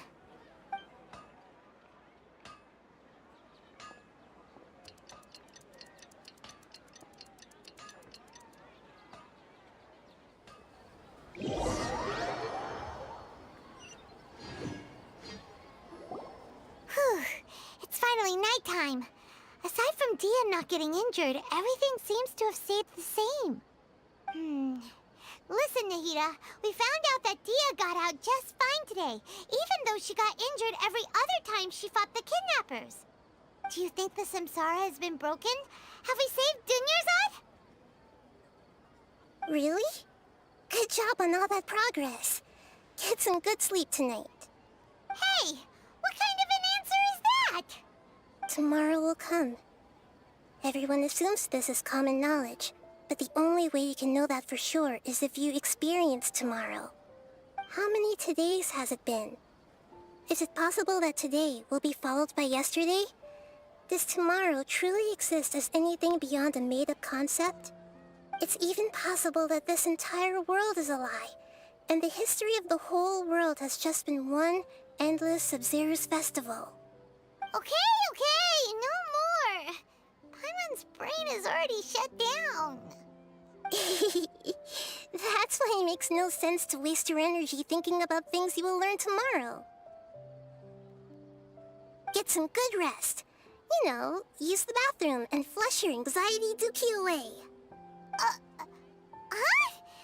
Hold on, what did you just say? Did Paimon hear you correctly? Huh? People always say they feel a sense of relief after they take a duk-duk. That's why I suggested you could try that. Is that so strange? It's so strange and so against common sense that Paimon's at a loss for words. You were sounding kind of smart just a minute ago.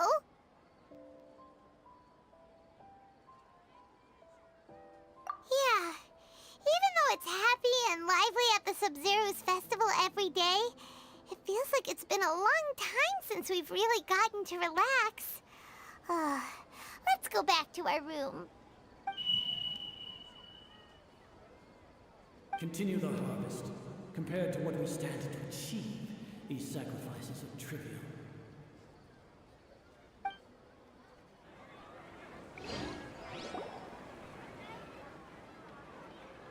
We're still in the same day!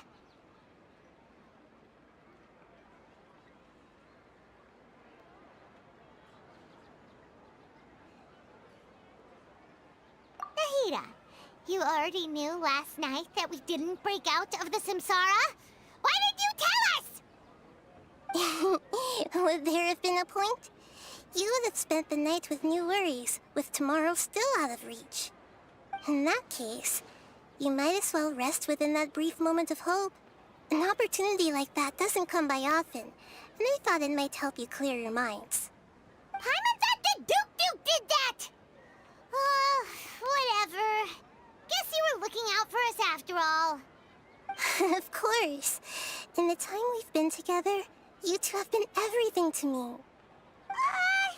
Paimon's flattered and everything, but maybe you're taking things a little fast.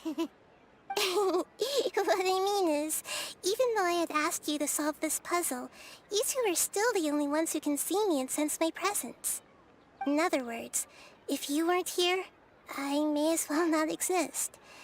That's why you two have been everything to me. Get it?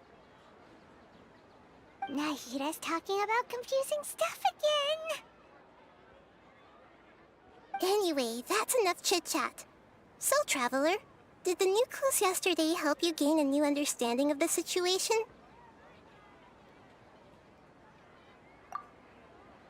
Huh? Why are you scrapping your previous theory? Oh, yeah! You're right! Gosh, how did we not notice that? In a simple time loop, people's physical conditions should also reset. So, what's your new hypothesis?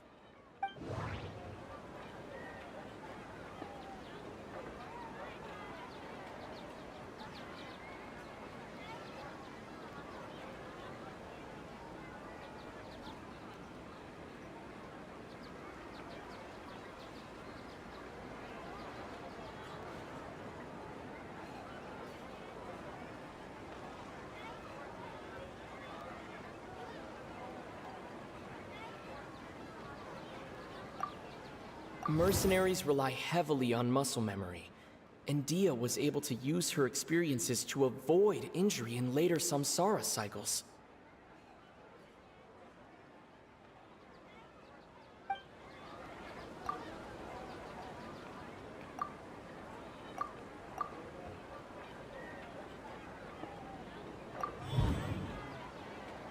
If all our memories of a day are erased at the end of that day, then we would unwittingly relive the same day again and again. We've already experienced the Sub-Zero.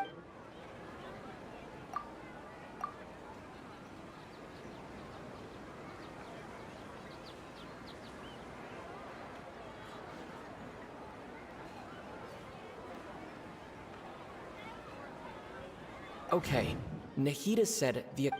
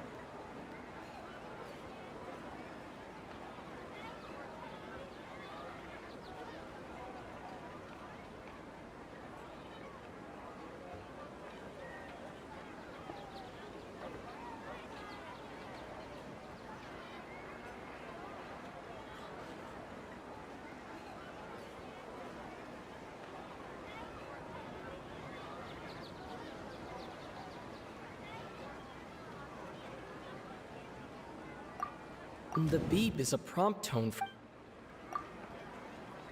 The moon... Oh.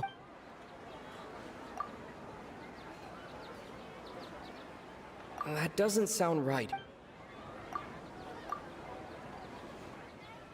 Oh!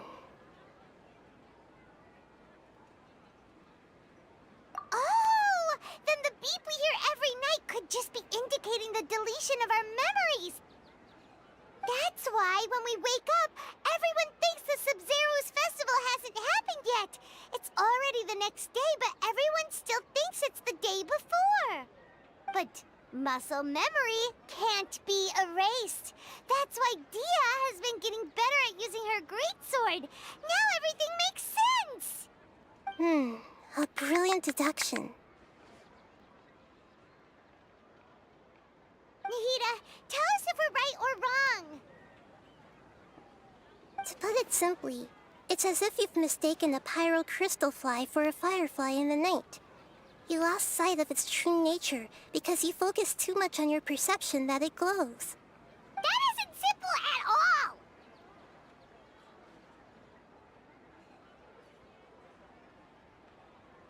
Why don't you go talk to Miss Dia again? Right! She did help us find our latest clue after all. Let's go!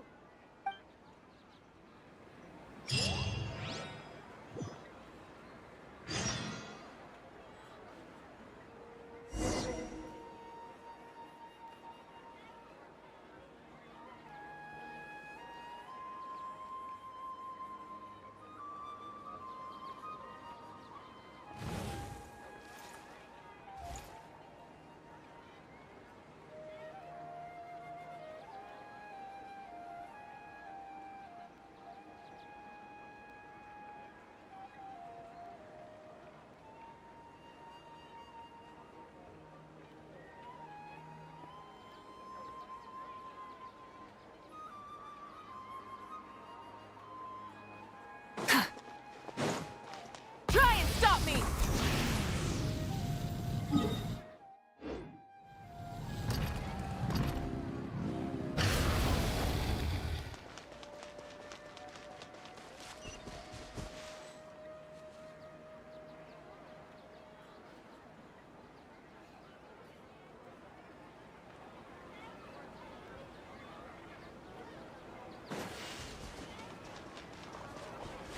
Burn it down!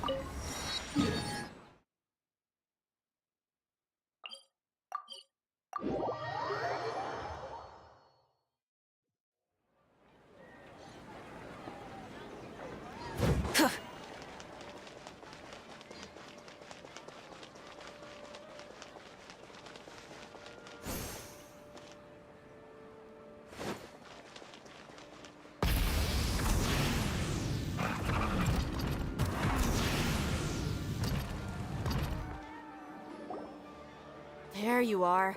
Really took me a while to find you. As expected, Dia also didn't get hurt today. Get hurt? Why would I? Don't underestimate me. Well, you're still getting used to your new greatsword. Huh. Truth be told, I also think it's pretty strange. It just suddenly felt so familiar in my hands and... wait a second! How did you know I got a new greatsword to begin with? I didn't tell anyone about it. Traveler, could you explain the situation to her today? Paimon's gotten a little sick of doing it. Oh, that works!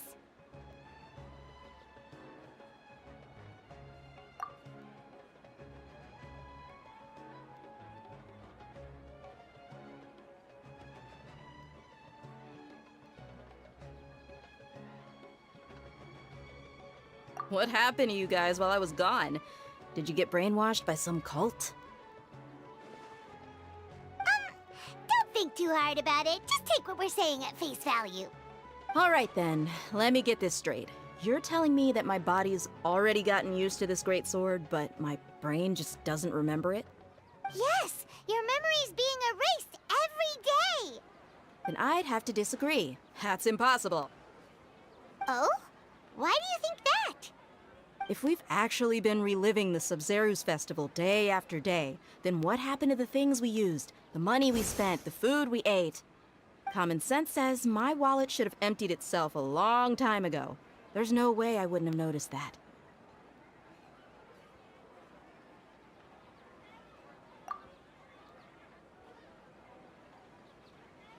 Right. They could use the Akasha to record what everyone did that day, and then use the city's resources to replenish everything. It's not very likely, but it's also not impossible. No, it is impossible. I've got proof. You have proof?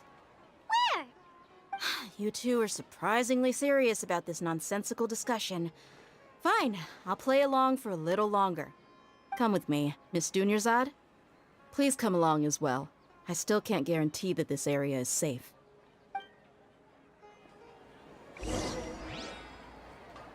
Paimon can't believe it's Dia who wants to show us something this time. 2 days ago, we were the ones taking her to see Dunyarzad.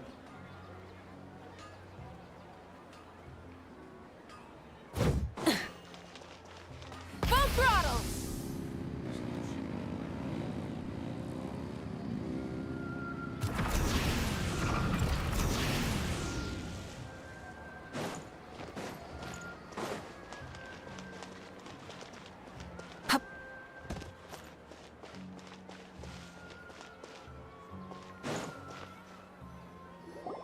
This is it. Huh? This is a wooden training dummy. What about it? See those marks on the dummy? Those are the result of several days' worth of practice. Let's say the sages didn't replace it every day. Shouldn't it be hacked to pieces by now? That's true, but what if they did? Then the sages would have had to reproduce every mark I left during previous training sessions. I'm a professional fighter. My martial school has always emphasized the importance of refined control. The force, angle, and entry point of each strike is calculated and deliberate. That's why I remember every mark on the dummy, as well as my state of mind as I made each strike. It's just as they say, each swordsman has their own unique style, and even the same swordsman can't make the same cut twice. It would be impossible to copy these marks. Is it really impossible?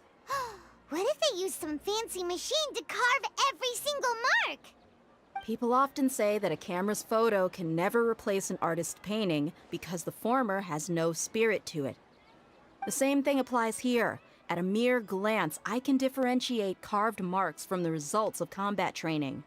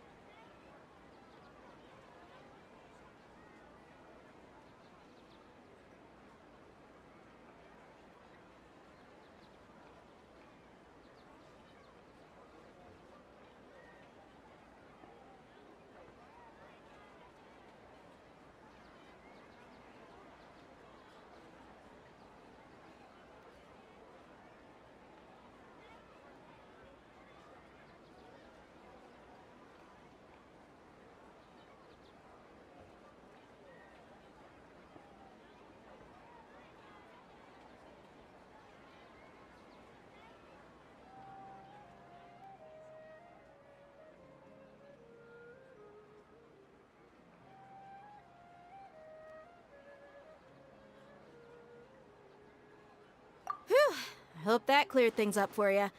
Hey, is this that new Braincercise game that's been super popular with the scholars lately? It's surprisingly fun. Anyway, it's getting late. I should escort Miss Dunyarzad to Nilou's stage. See you later. Well, back to square one. Is our memory deletion theory also wrong?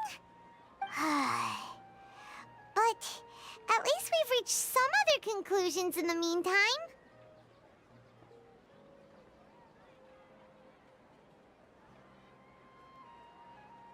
Yep, that's true. So, can we think of any new ideas right now?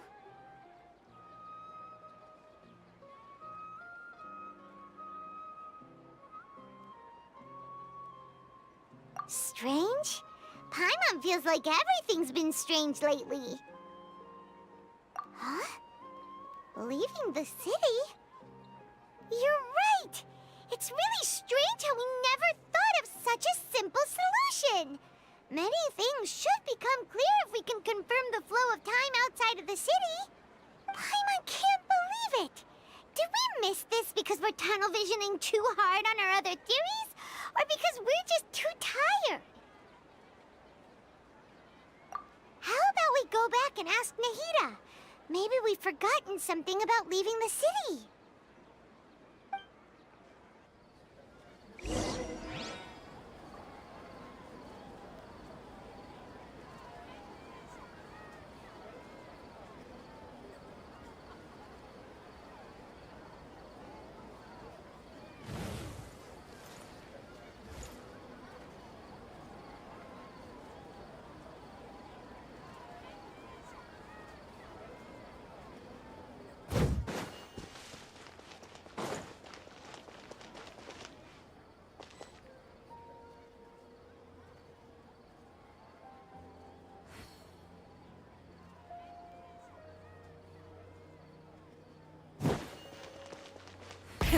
Rev the engines!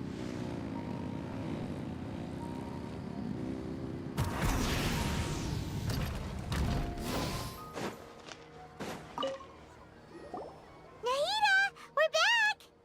You're back early today. Sort of. We're mostly sure now that we're not in a time loop. And we also aren't in the real world. But at the same time, we have a new question. Leaving the city. As far as I remember, you've mentioned your plans to do that. We did? But we don't remember anything. What happened after we talked about those plans? What did we say when we got back? Let me think. I don't think you ever actually told me what the outcome was. Oh, it's probably more accurate to say that both times you never came back the whole night. But you two sometimes stay out the entire night anyway, so at the time, I didn't think too much about it. It is true that sometimes we lose track of time during our investigations. Before we know it, it'll already be the next day. But still, neither of us remember anything about leaving town. Really? That's kinda strange. In theory, I should have already awakened all your memories.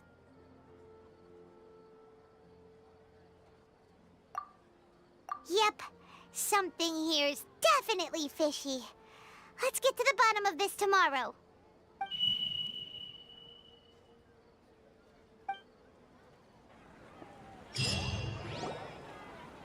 Our memories are back!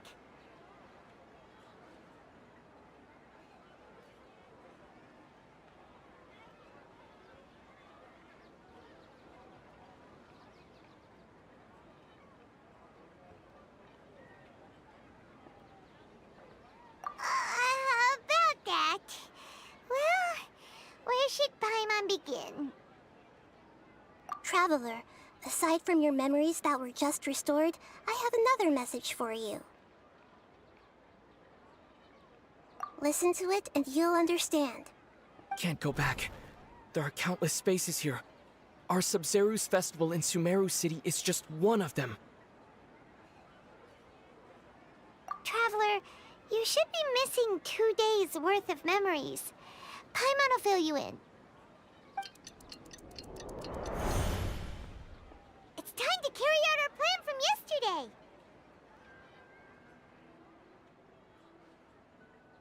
Okay, let's go!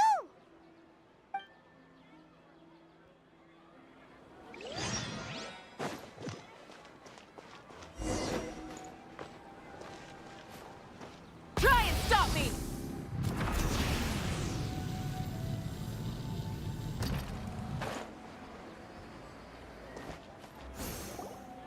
Why can't we leave the city? What is the Academia up to now? Don't ask me. It's not like I can tell you anything. This is a direct order from the Grand Sage. Just wait until tomorrow. I have a real emergency. My goods have already arrived at Port Ormos. If I don't hurry, they'll be stolen. That's your problem. Make sure you make a request in advance next time. But it's not like you can just predict business matters in advance. It looks like the Academia already announced a lockdown for Sumeru City today. How completely unsurprising. Let's go and question them. Hello, sir. Why can't we leave the city today? Here we go again. Don't ask me. I don't know either. We just received an order that no one is allowed to enter or exit Sumeru today. They didn't tell us anything else. Angering me won't get you anywhere. If I had that kind of insider info, I would have left this stupid post long ago. It looks like he really doesn't know. If we can't get anything out of him, let's take matters into our own hands. Why don't we climb over the walls? Those guards can't be everywhere at once. This is a good spot, and the guard hasn't noticed us at all. Let's hurry! Huh? Why? Are you going to leave Paimon behind?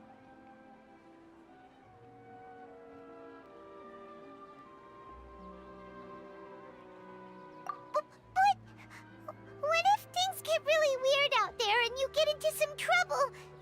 Then Paimon won't be able to help you.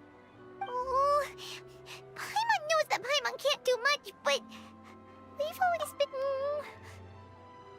Okay. Paimon will wait for you. Promise Paimon that you'll come back as soon as possible. And please, be careful.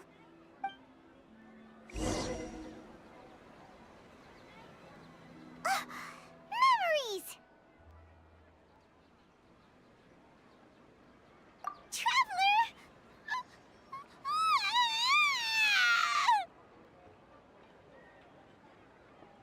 Paimon would never see you again! You just... Paimon waited for you for hours and hours at the city wall and you never came back! You promised Paimon that you were only taking a quick look! Paimon, calm down. He's here now. I don't think he understood what you were saying. Paimon doesn't care! Paimon wanted to go look for you, but you also said that Paimon should stay! Paimon was so worried and so scared the entire day!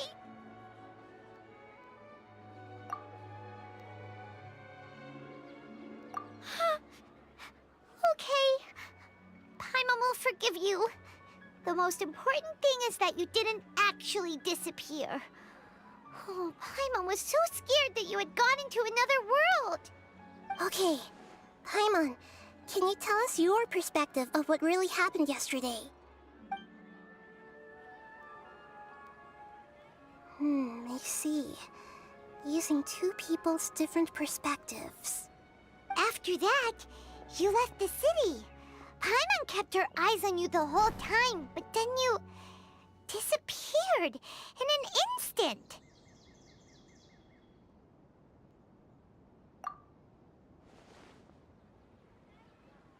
No way!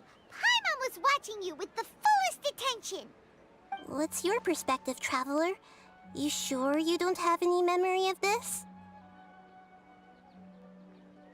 I guess that explains everything. You also lost your memories the last 2 times you tried to leave the city. Those days' memories can't be awoken. So, if we leave the city, our memories will be completely erased?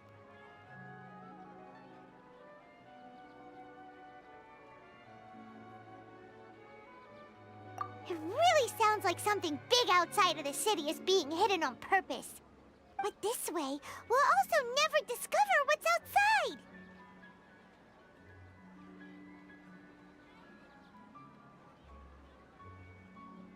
Something like a message?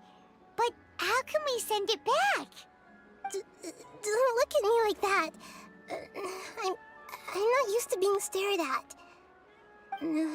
Well... Okay. You want something that can pass on messages, right?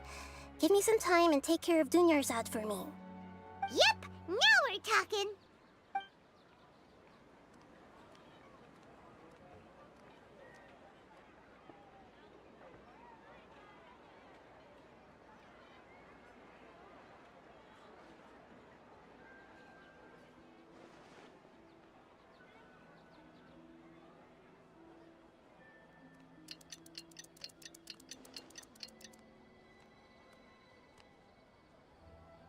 I'm done. Here you go. What? Isn't this just an Akasha terminal? You made some little changes. Akasha terminals are already capable of sending messages. I just tweaked it so that it could connect to any node. To make something like this? Nahida, you really know the Akasha like the back of your hand. Anyway, we can use this now to record a message, right? Yep. I'll help you save the messages. It should be pretty easy to use. I just can't guarantee the user's status and signal coverage when they're outside the city. We'll never know until we try. At least we're taking the initiative now. Let's go then. Let's expose those sages! All right. Paimon isn't as worried about being separated since it happened once yesterday. But Paimon still isn't happy about it. Okay, see you tomorrow, Traveler. That covers everything that's happened so far.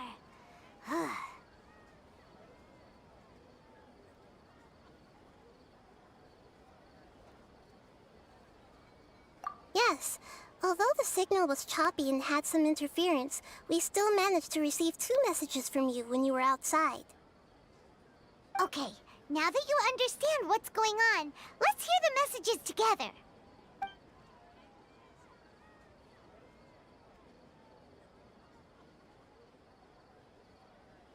Can't go back. There are countless spaces here. Our Sabzeruz festival in Sumeru City is just one of them. I've entered another space. Before me are flowing sandstone and howling fish. Impossible and surreal sights. All these spaces are empty except for the occasional ones that contain mute puppets rather than people. I can't sense any human presence.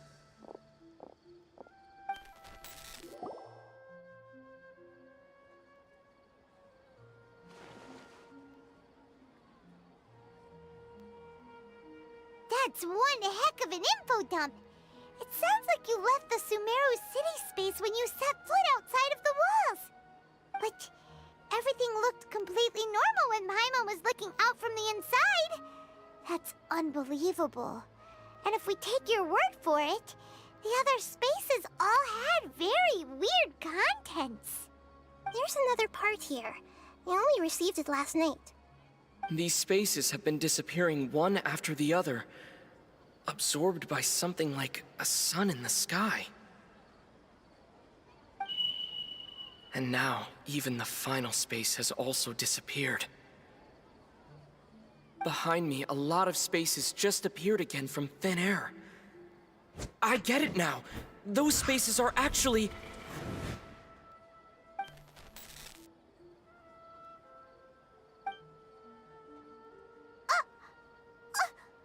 Why did the message end right there? What did the Traveler want to say? What are those spaces? Probably because yesterday just happened to end at that moment. Oh, right. Paimon did hear a beep from the Akasha. Did it come from here or from the message? The message. It should have come from the Traveler's Akasha terminal. After the beep, Traveler said, also disappeared. Traveler, what do you think that final space could have been?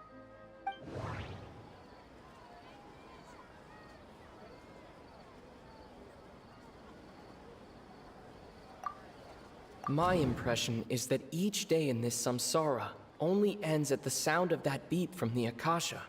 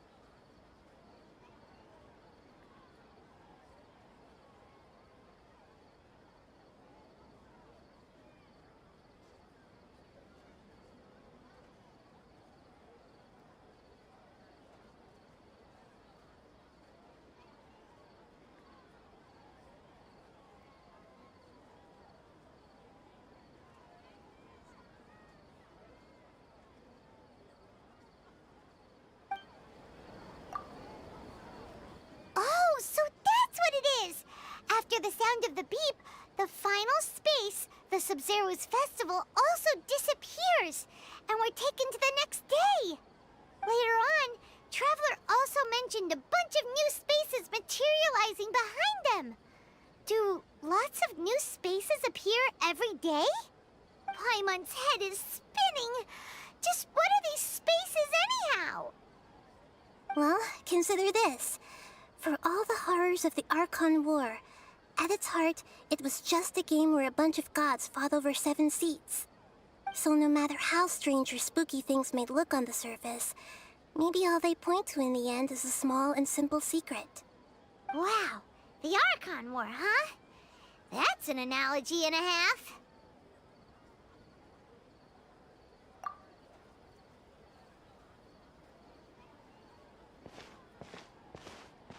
Hey, where are you going?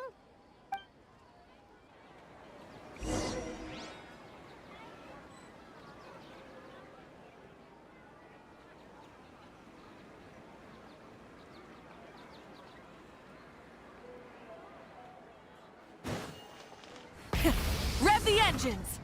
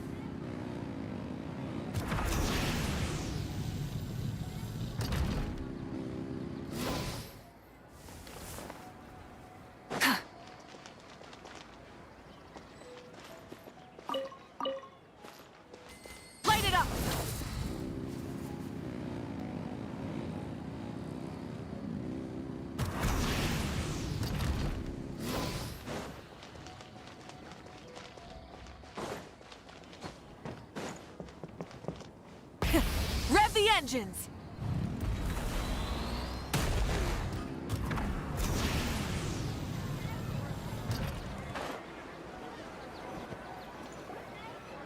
Do you want some alone time to think?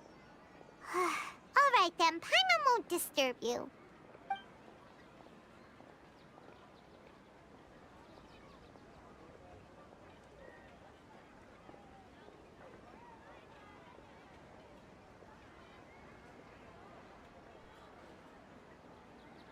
The dance of Sub-Zeros is about to begin. I'm going to go watch it. Okay. Why don't you go ahead, Dunyarzad? We still have some other stuff to do first. Okay then. See you later. Have you figured it out yet, Traveler? Time is ticking away!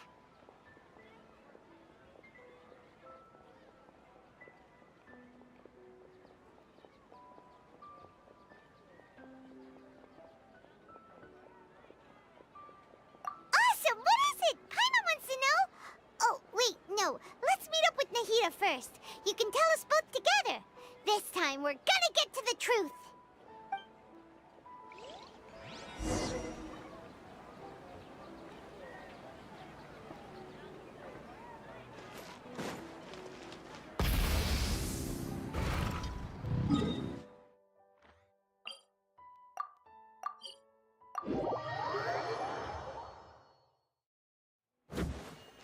Full throttle!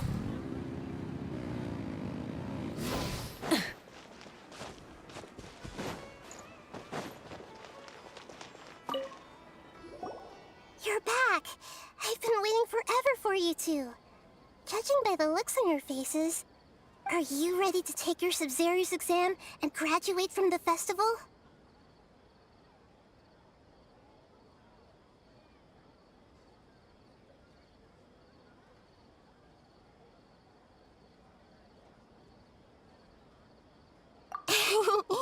Okay. First off, have you discovered the hidden truth?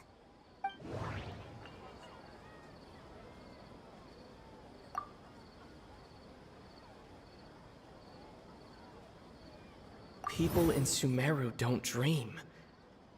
What a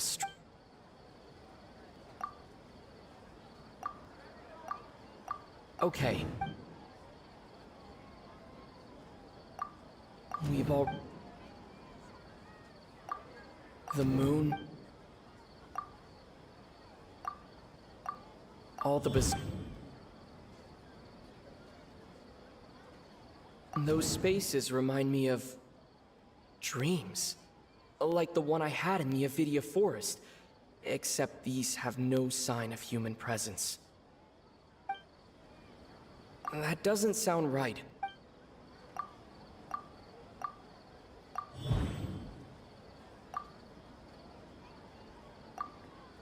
We are all in a dream. It isn't that the people of Sumeru don't dream. Rather, the Akasha is taking their dreams from them.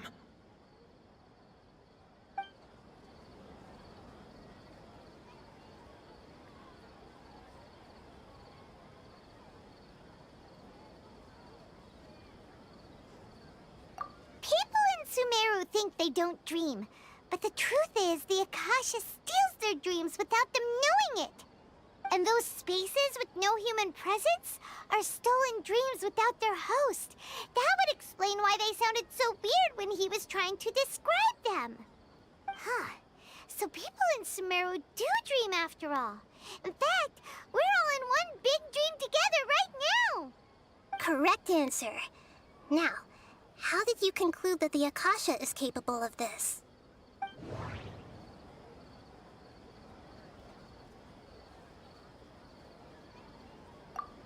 And it grants knowledge to the people. It compiles the wisdom of the... It is the manifestation... The Akasha relies on the power of a Gnosis to operate.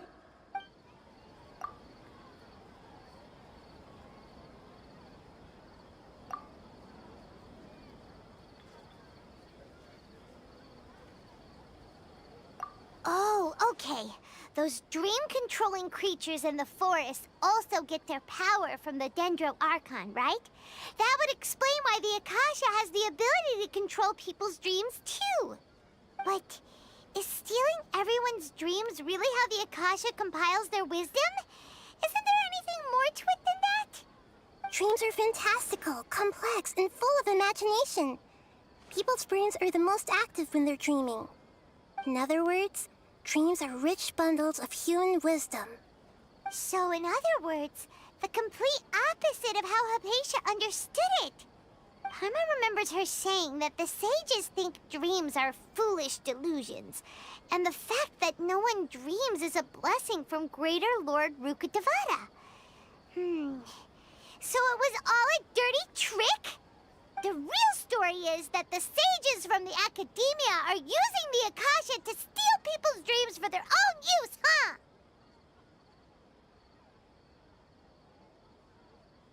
Oh? By the sounds of it, you understand the current situation pretty well. So then, what about the Samsara?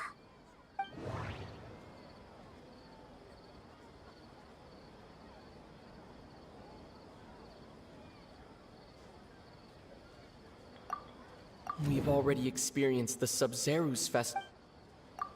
The Grand... My mind feels exhausted, even though I haven't done too much thinking. Those spaces kept disappearing before my eyes. But as soon as that beep sounded, those dreamscapes kept vanishing. But as soon as that beep sounded, more new spaces appeared.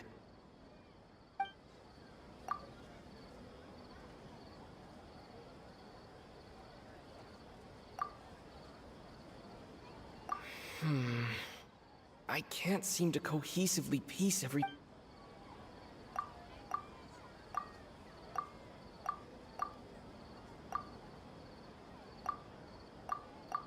The beep is a prompt tone for Akasha operations. We still...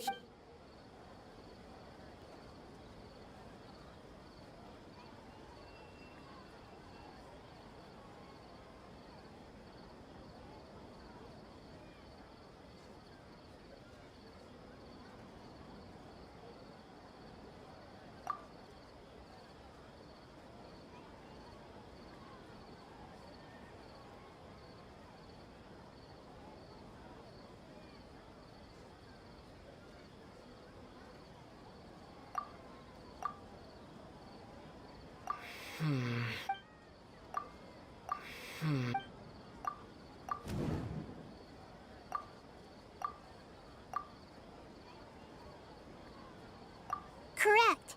The Akasha is keeping each person's brain in a constant dream state, but also separating their consciousness from their own dream. Their disembodied consciousness is placed inside the collective dream of the Sub-Zerus Festival along with everyone else's, while their now vacant dreams are harvested by the Akasha. No one is any the wiser as another day passes in the dream, and so begins another samsara cycle. People wake up to yet another dream about the Sub-Zerus Festival. The dreams that belong to them are once again harvested by the Akasha, and so it continues. So, this is like a dream factory, and the Akasha is a dream harvesting machine. Did Paimon get that analogy right? Very good, Paimon. Using analogies well is an excellent habit to...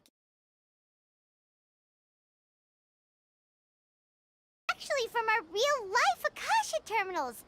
Taking off our terminals in this dream doesn't do anything. Alright, last question. Who am I?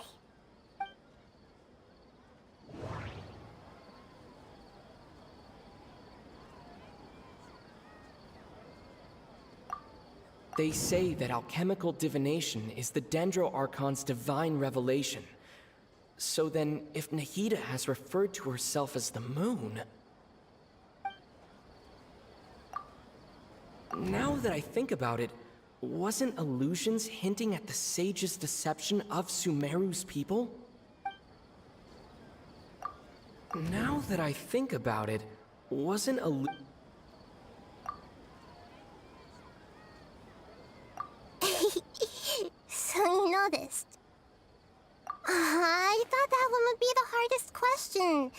That's why I put it last.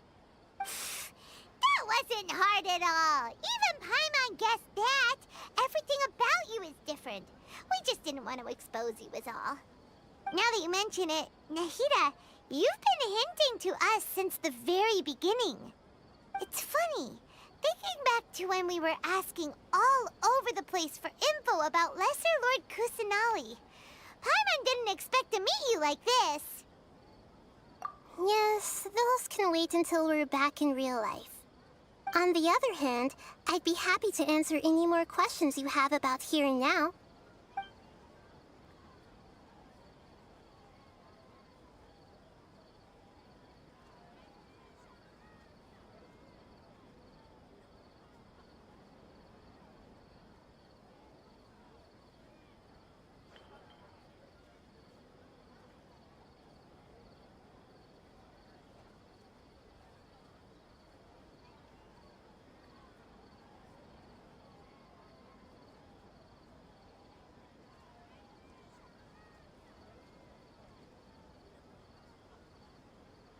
Deceiving the people of Sumeru with no regard for their safety. No matter what they're trying to do, this is unforgivable. After we end the Sub-Zero's festival, Samsara, we have to look into them. How can the sages of the Academia do this behind their Archon's back? This is ridiculous! In the end, I'm just the moon. The real sun is long gone. A sun and a moon? Nahida's talking in riddles again. Oh, we're out of time today. I'll tell you how to break free of the Samsara tomorrow. See you then. Good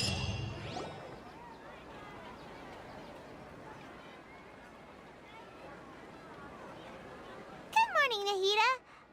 Wait. Now that Paimon remembers everything, should we instead say good morning, Lesser Lord Kusanali? Hey, what's wrong, Nahida? You don't look too good. I'm afraid that what you're thinking right now is correct. Did Dunyarzad already disappear? No way. Are we too late? The real Dunyarzad's consciousness has indeed disappeared. It can no longer endure the constant dream harvesting. Paimon can't believe it. Wait, so what about that other Dunyarzad? Just what is she? Is she also going to disappear?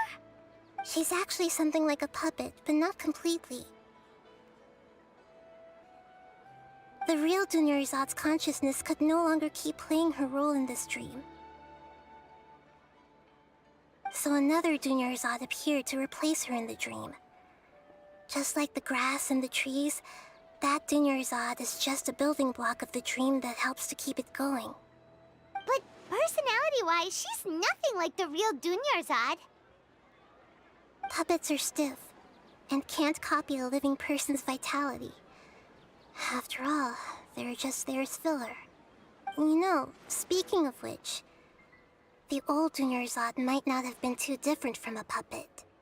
Dunyarzad truly believed that she met you within her consciousness, and it was you who inspired her. So you do remember her after all. Yes. Back then, her family was overly protective of her. No one cared about her personality or thoughts. It was as if she only lived to stall her Elazar. I just gave her a little wisdom so she could look at life in a new way. So that she could be her own person. But even so, she's still... far from it. I'm still a long way off from being a real Archon. I couldn't even save her. If I were a competent Archon, I wouldn't have let my most faithful follower die at the Sub-Zero's festival with so many regrets. Please don't beat yourself up over it, Nahida. It's the sage's fault, and theirs alone. I'm not beating myself up. All I did was to rationally observe the distance between myself and a real Archon. Don't be like that, Nahida. Even real Archons are still allowed to be sad.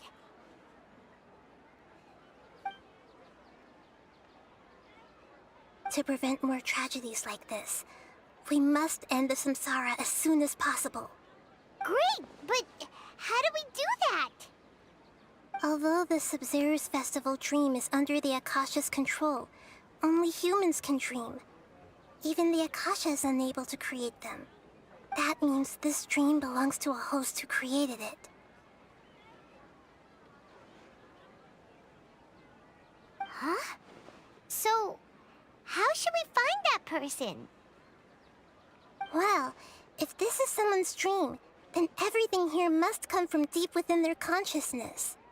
Which means, with the power of imagination, they can change anything in this dream.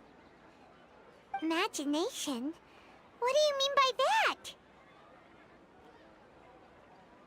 Imagination means breaking through what you perceive as normal. Like when the server at a tavern brings a plate to you, you'd naturally assume that food is on it. However, if you're the dream's host and you become aware that you're dreaming, when you imagine gold and more on the plate, the dream will respond in kind, and the server really will bring you gold and mora. But right now, our host is unaware that this is a dream. No matter how many times they're served, it will always be food. Find some way to make that person realize that they're dreaming. Usually, once that happens, the person will wake up and the dream samsara will be broken. How are we going to find them, though? If it could be anyone, it'd be like looking for a needle in a haystack. And even if we did find them, how are we supposed to make them realize they're dreaming? After all, like you said, don't wake a sleepwalker. It's extremely difficult, yes. But the only ones who can do it are you two. Remember, everything you've achieved up to this point has all been for the sake of finding the host and ending the samsara. As for me, during this time, I'll be out of town. Out of town? Are you going to that place full of dreams where the Traveler went? Yes. I want to try something. There must still be a small wisp of possibility. Hurry and go. Dreams are supposed to be fantastical, romantic, and full of pleasant surprises. Unnecessary things like this samsara need to end. Paimon's still a little upset that we've come this far only for Dunyarzad to... She was such a good person, with such a simple wish. But fate was against her.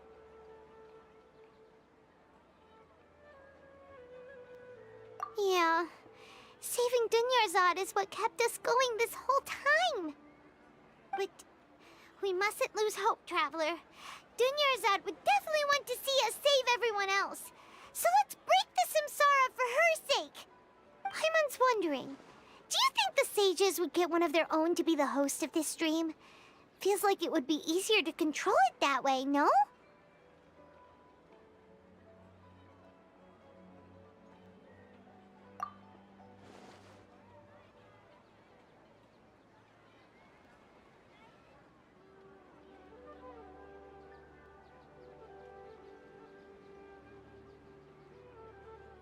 Huh. That's true. Plus, the sages probably weren't counting on there being other factors beyond their control, like Nahida and us. So, who do you think the host of the dream is? Oh, that would make sense. Ferris, the Knight of Flowers, is a symbol of the whole Sabzeruz festival, right? Pretty core character. Let's go ask him some questions, shall we?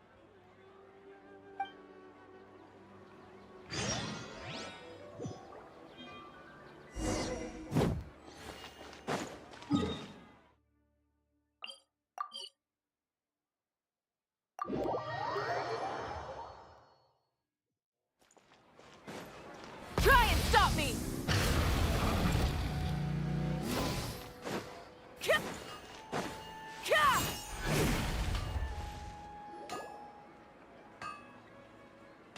you're back.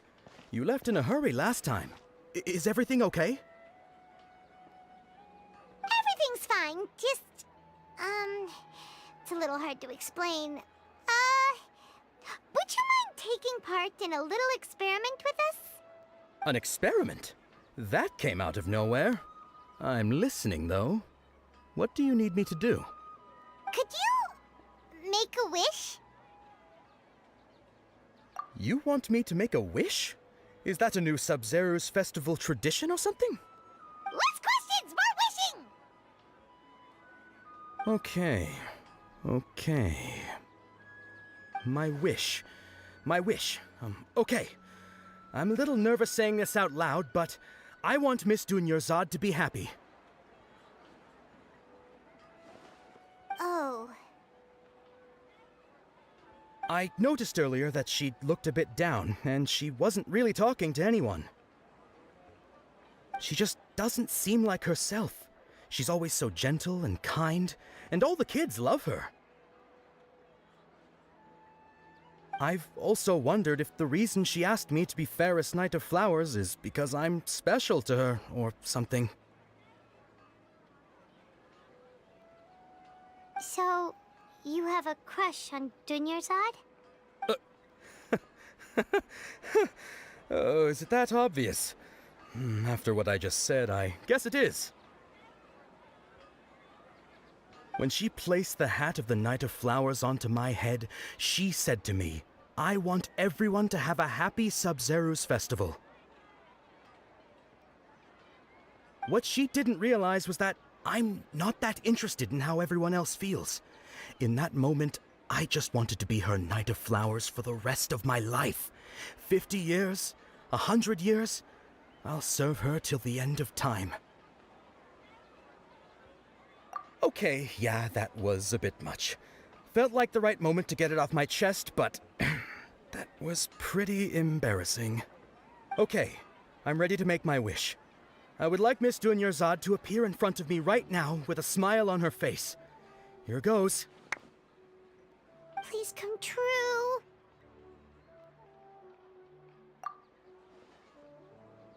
I'm gonna open my eyes.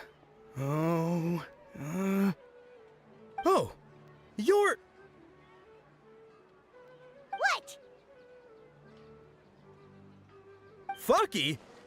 Sorry, but only one portion of Yalda candies per person. Back home you go. Nice try, you two. Anyway, never mind. I don't need to see her appear right in front of me. As long as she's happy.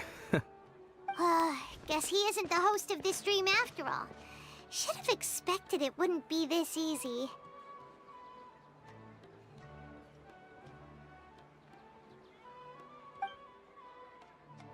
It seems like everyone who knows Dunyarzad loves her, but none of them has any idea that she... My lady, step back. That sounds like Tia! Oh, right. This is when Dunyarzad bumps into the kidnappers. Huh? But Tia can handle them. Hey, Traveler!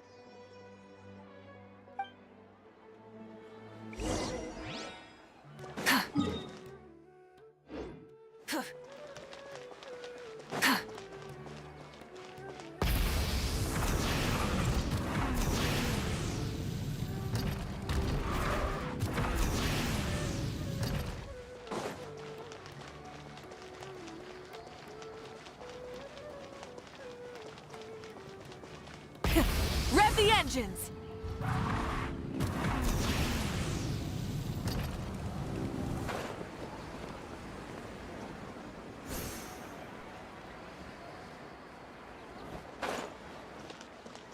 Try and stop me!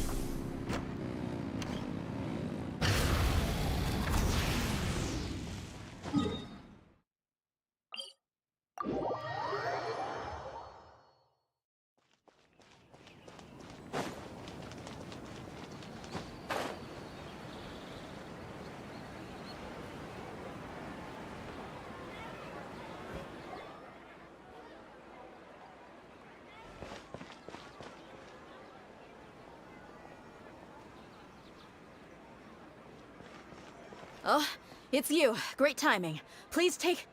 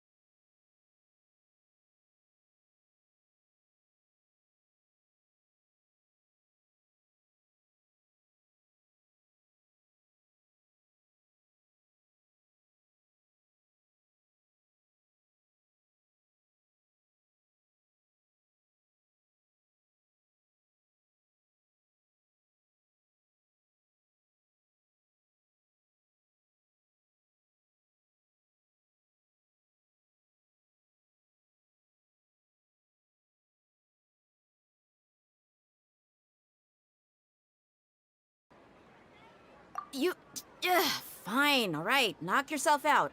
Why are you so worked up anyway? It's not like I don't trust your fighting skills. Anyway, watch yourself.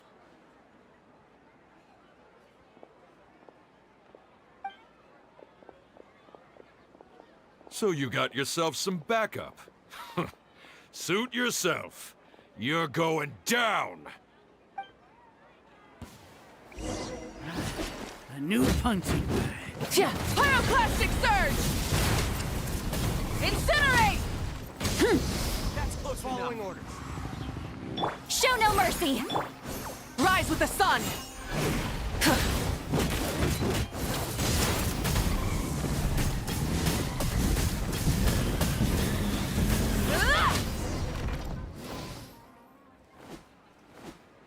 Traveler, were you just taking your anger out on those guys? You and Nahida both. Dunyarzad wouldn't want to see you two like this. Oh, and speaking of her, Paimon just remembered something. Remember how during the first Sub-Zero's festival, before the Samsara started, we came here with Dunyarzad because she wanted to pick something up? She said it was because she had forgotten something. Okay, so Paimon's memory is working so far. Anyway, Paimon also remembers that she is staying somewhere around here. She pointed it out to us the night before the Sub-Zero's festival. Yeah, even if it's only a tiny clue, it'll probably still help us more than this needle in a haystack search.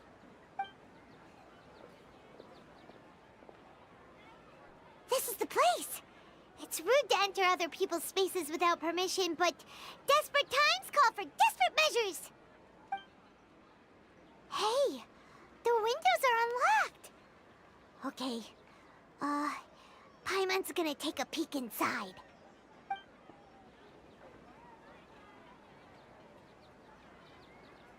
This was only a temporary residence, so there was pretty much nothing inside except this book on the table.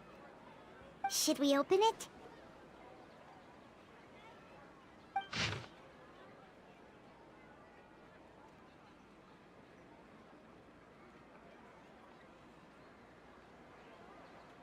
Wow. Dunyarzad wrote all of this. Sounds like she was always thinking of us even while we were away. Even though she was also busy preparing for the Sub-Zero's festival and had all her health problems to worry about. She must have wanted to give this to us as a gift on the day of the Sub-Zero's festival, right? If we hadn't found this book, we never would have known. But now that we know, we can't even thank her.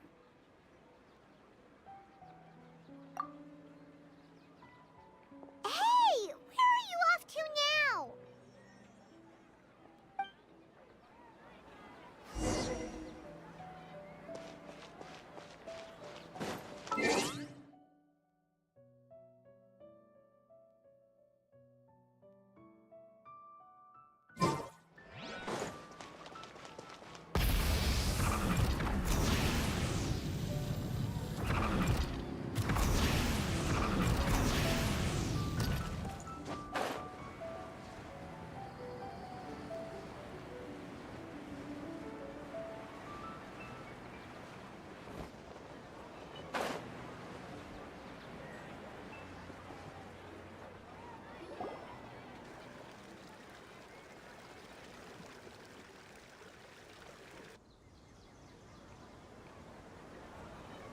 It's Dunyarzad's puppet.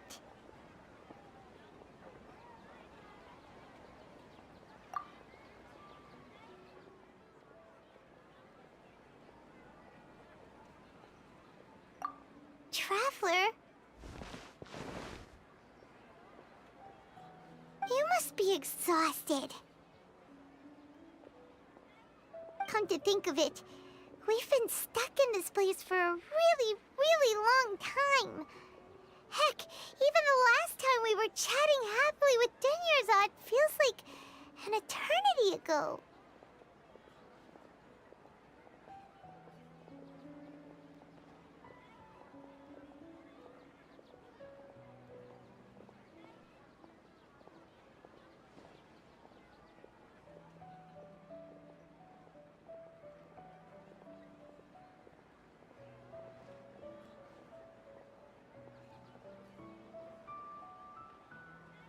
Paimon still remembers when we were sitting here, and the way her eyes sparkled when she talked about Nilou's Dance of Sub-Zerus.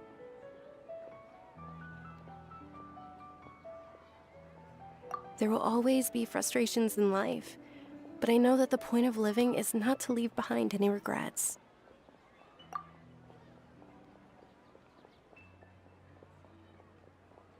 That was what the real Dunyarzad said, wasn't it? Does that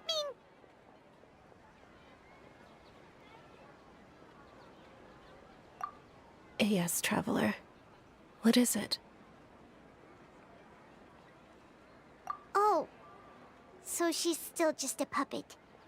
But just now, how come... What? Where are we going this time?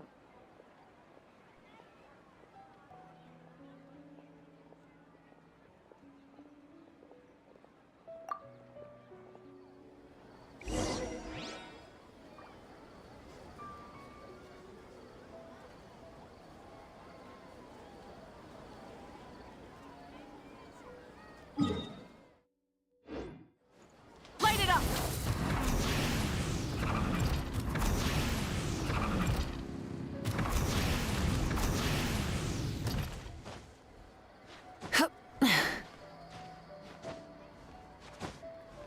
Hip. Rev the engines!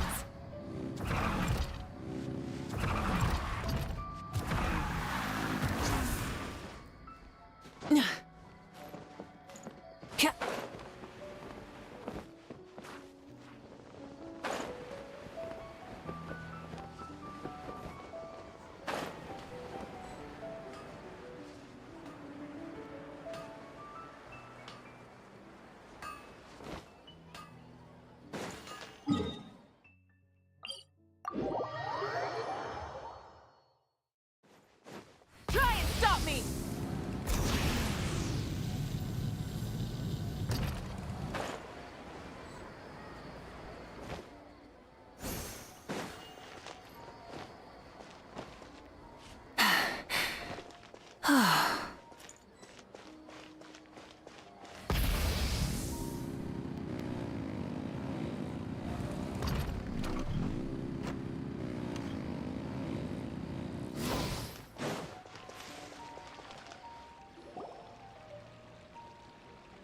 If you continue to resist, we will have to order an investigation into every single event organizer.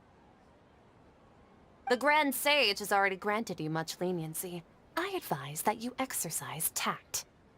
How did things turn out like this?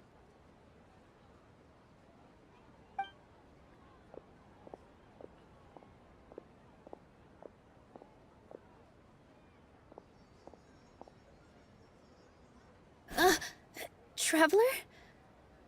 You don't have to get involved. He's a sage from the Academia. I don't want to drag you into this. Traveler? Traveler? What the heck are you doing? If you get arrested by the Academia, that's another day gone to waste!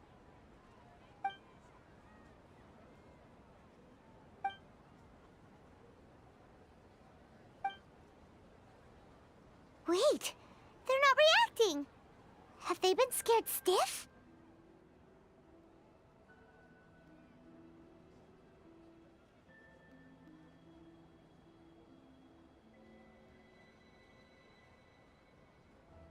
Oh, of course! If this is the Sage's plan, they wouldn't put themselves through this! So they're just substitutes! What is this? What happened to the Grand Sage and his entourage?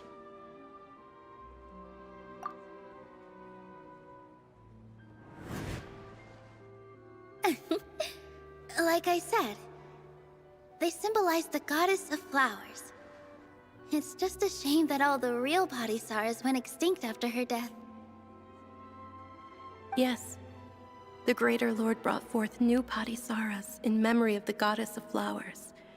But she ultimately could never truly replicate that beautiful shade of purple.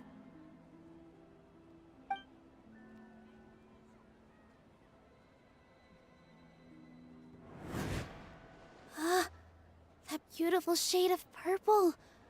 Aren't these flowers real Padisaras? Just like the ones from the legend? I didn't even notice! Dunyarzad, did you find these? But didn't you just say all the real flowers went extinct after the goddess of flowers passed away? So, how? Yeah. What's going on here?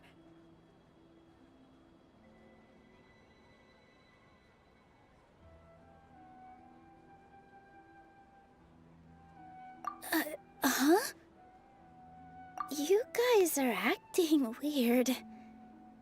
But okay, I'll try.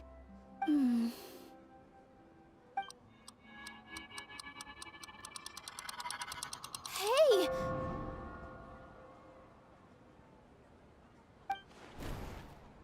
They disappeared! So Nilu's the host! What a surprise! Purple Padisaras don't exist in the real world anymore. But in Nilu's subconscious, they can appear as decorations on the stage!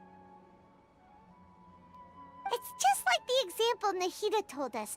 People assume there will be food on a plate, and Nilu assumed there would be real Padisaras in the flower pots.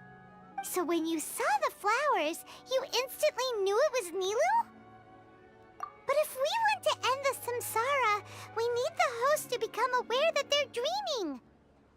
How should we make Nilu realize that? Am I dreaming? Huh? So I'm right. Is this Lesser Lord Kusanali responding to our celebration of the Sabzeruz festival? Wrong guess, but you aren't completely wrong either. The point is, what made you think this is a dream? As far as you know, people in Sumeru don't dream, right? Yeah, but have you heard the tale of the first sage? To prevent a calamity, he went on a journey to find the Dendro Archon. Ooh, sounds familiar. Dunyarzad told us a story like that when we first arrived in Sumeru City. So it was about the first sage, huh? Yep, but in the part you heard, he hadn't become the first sage yet. There's more to the story. His piety and wisdom were acknowledged by the Dendro Archon, and she finally gave her blessing to him. All kinds of spectacular scenes appeared in front of the first sage, as if all the knowledge in the world was being painted onto a canvas right before him. He was captivated. After who knows how long, he mastered all the knowledge he could comprehend. Afterward, he said to the Dendro Archon, "I miss my parents, my wife, and my children. I've been away from home for far too long. They must be worried." The Dendro Archon smiled.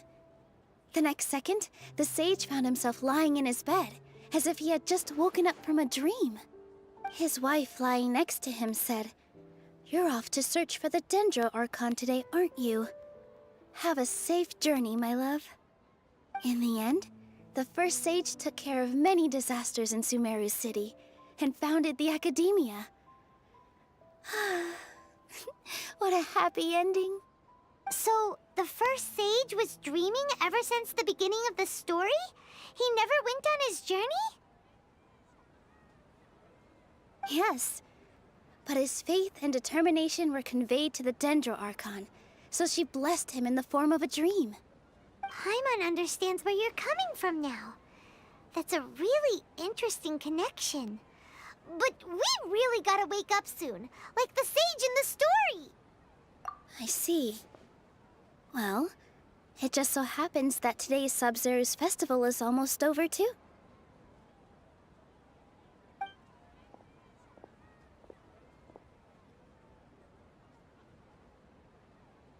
Since we're in a dream, let's make this final dance of Sabzeruz as beautiful as we can.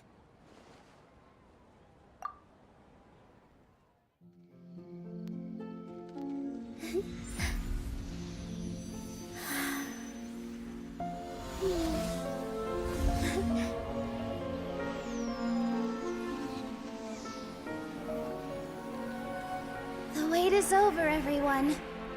I dedicate this to our god. The Dance of Sub-Zerus.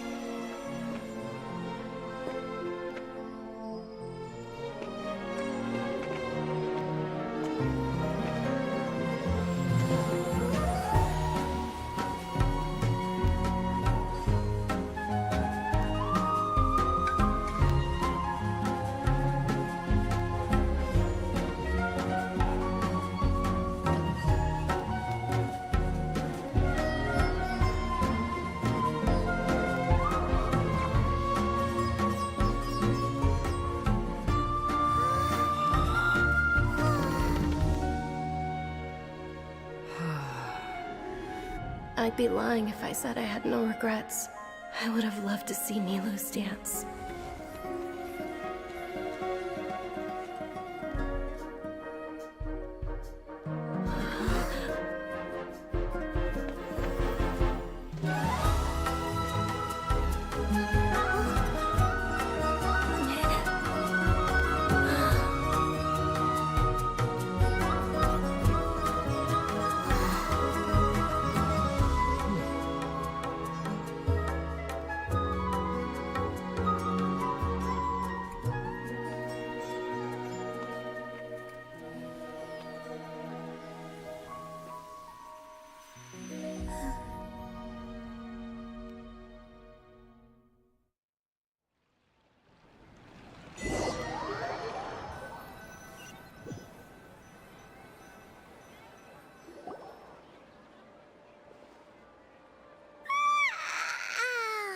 Oh, good morning, traveler.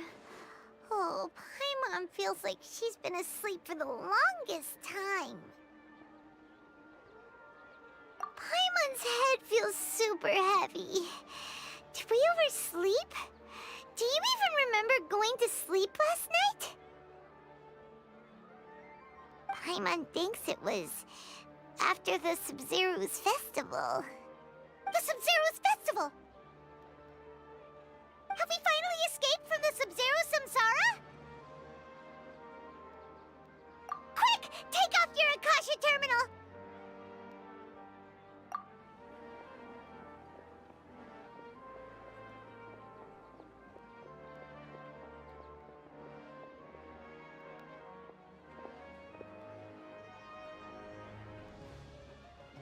She's not in her room. What happened?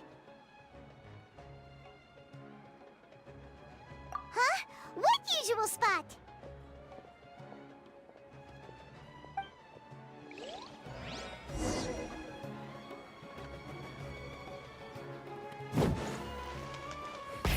Rev the engines!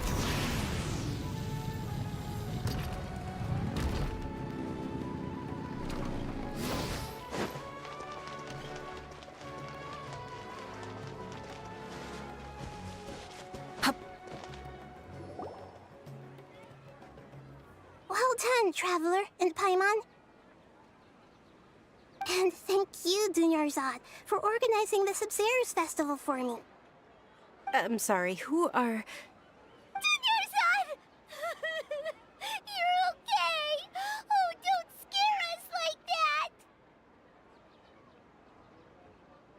Oh, Traveler Paimon. I have something amazing to tell. I just had a dream. And I saw Nilou performing the Dance of Sub-Zerus.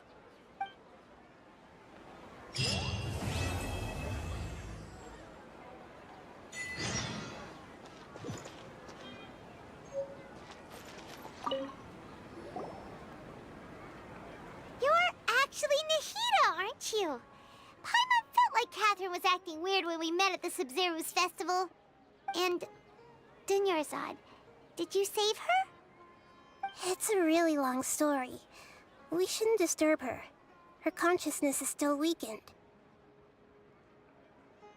Let's chat somewhere else. How about by the Traveler's favorite bench?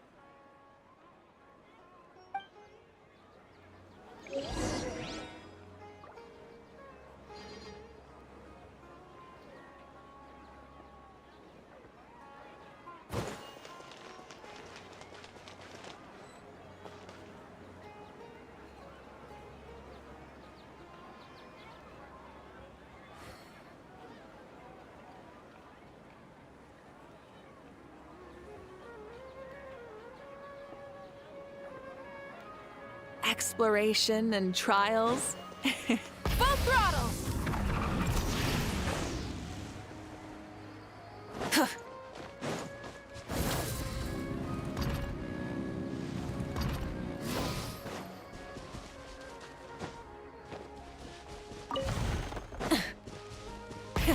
Rev the engines!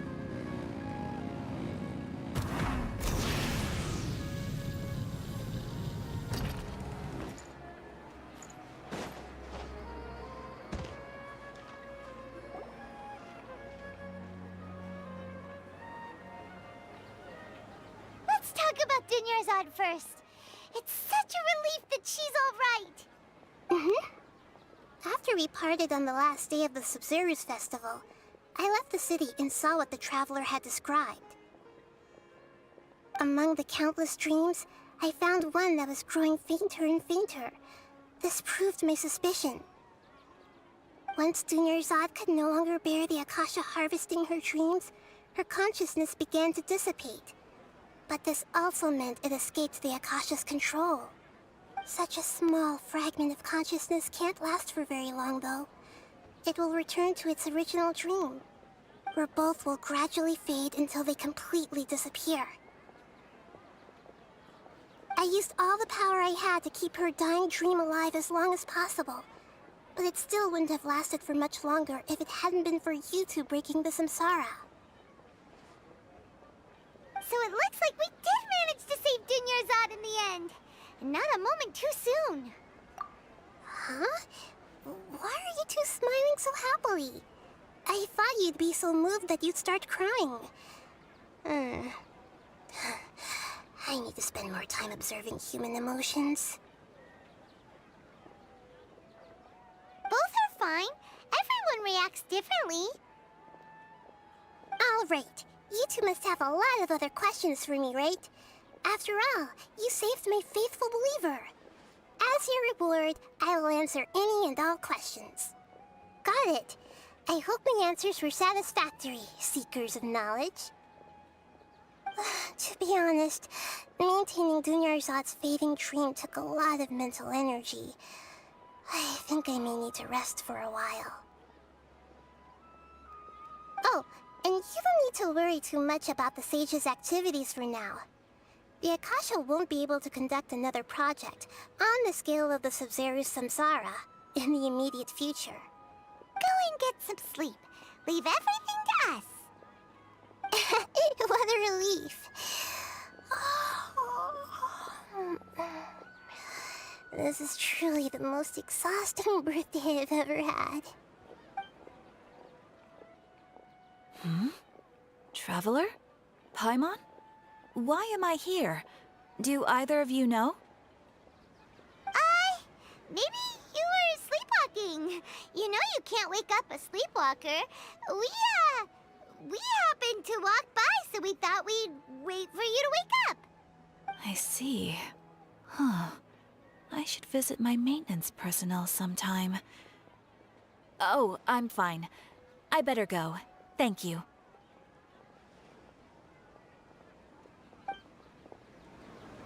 We've spent quite some time in Sumeru City, but ever since we last said goodbye to Lesser Lord Kusanali, we haven't heard...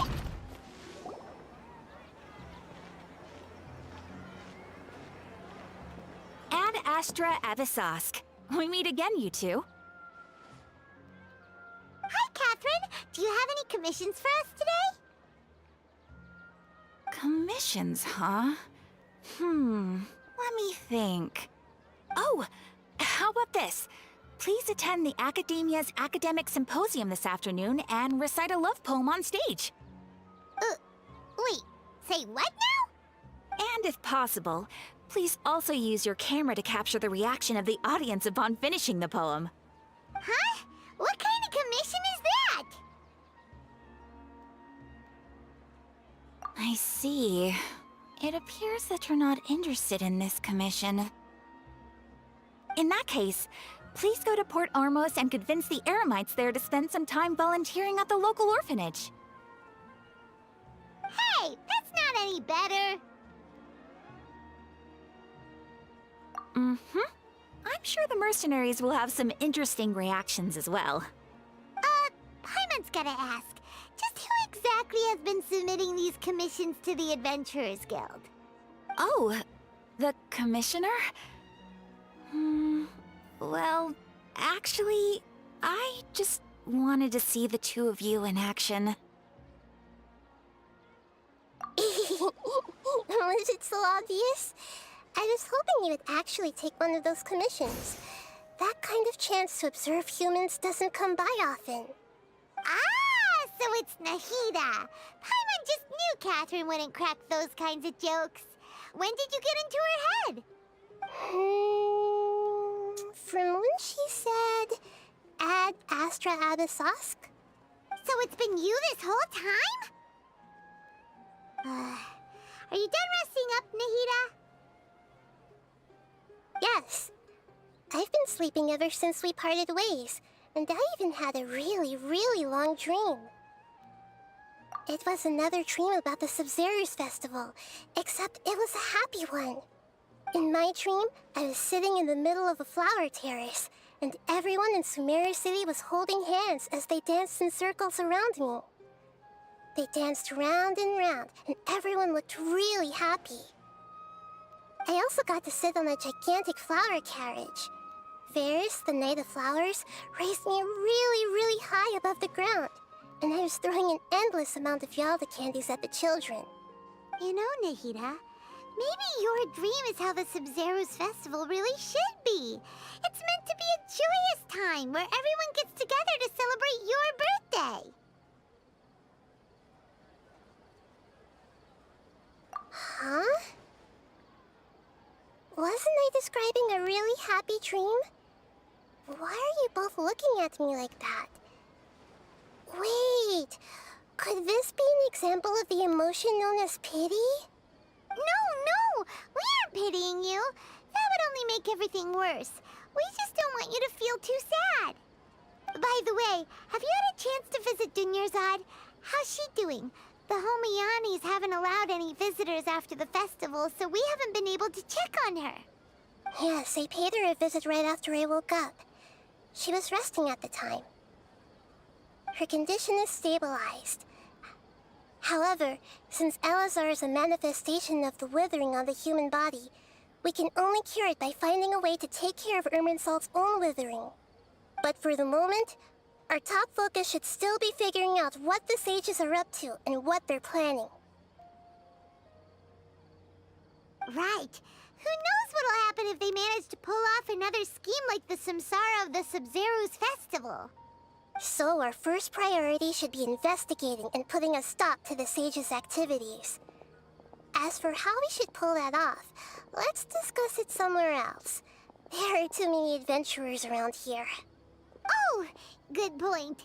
Sorry, adventurers. We're gonna be borrowing Catherine for a little while.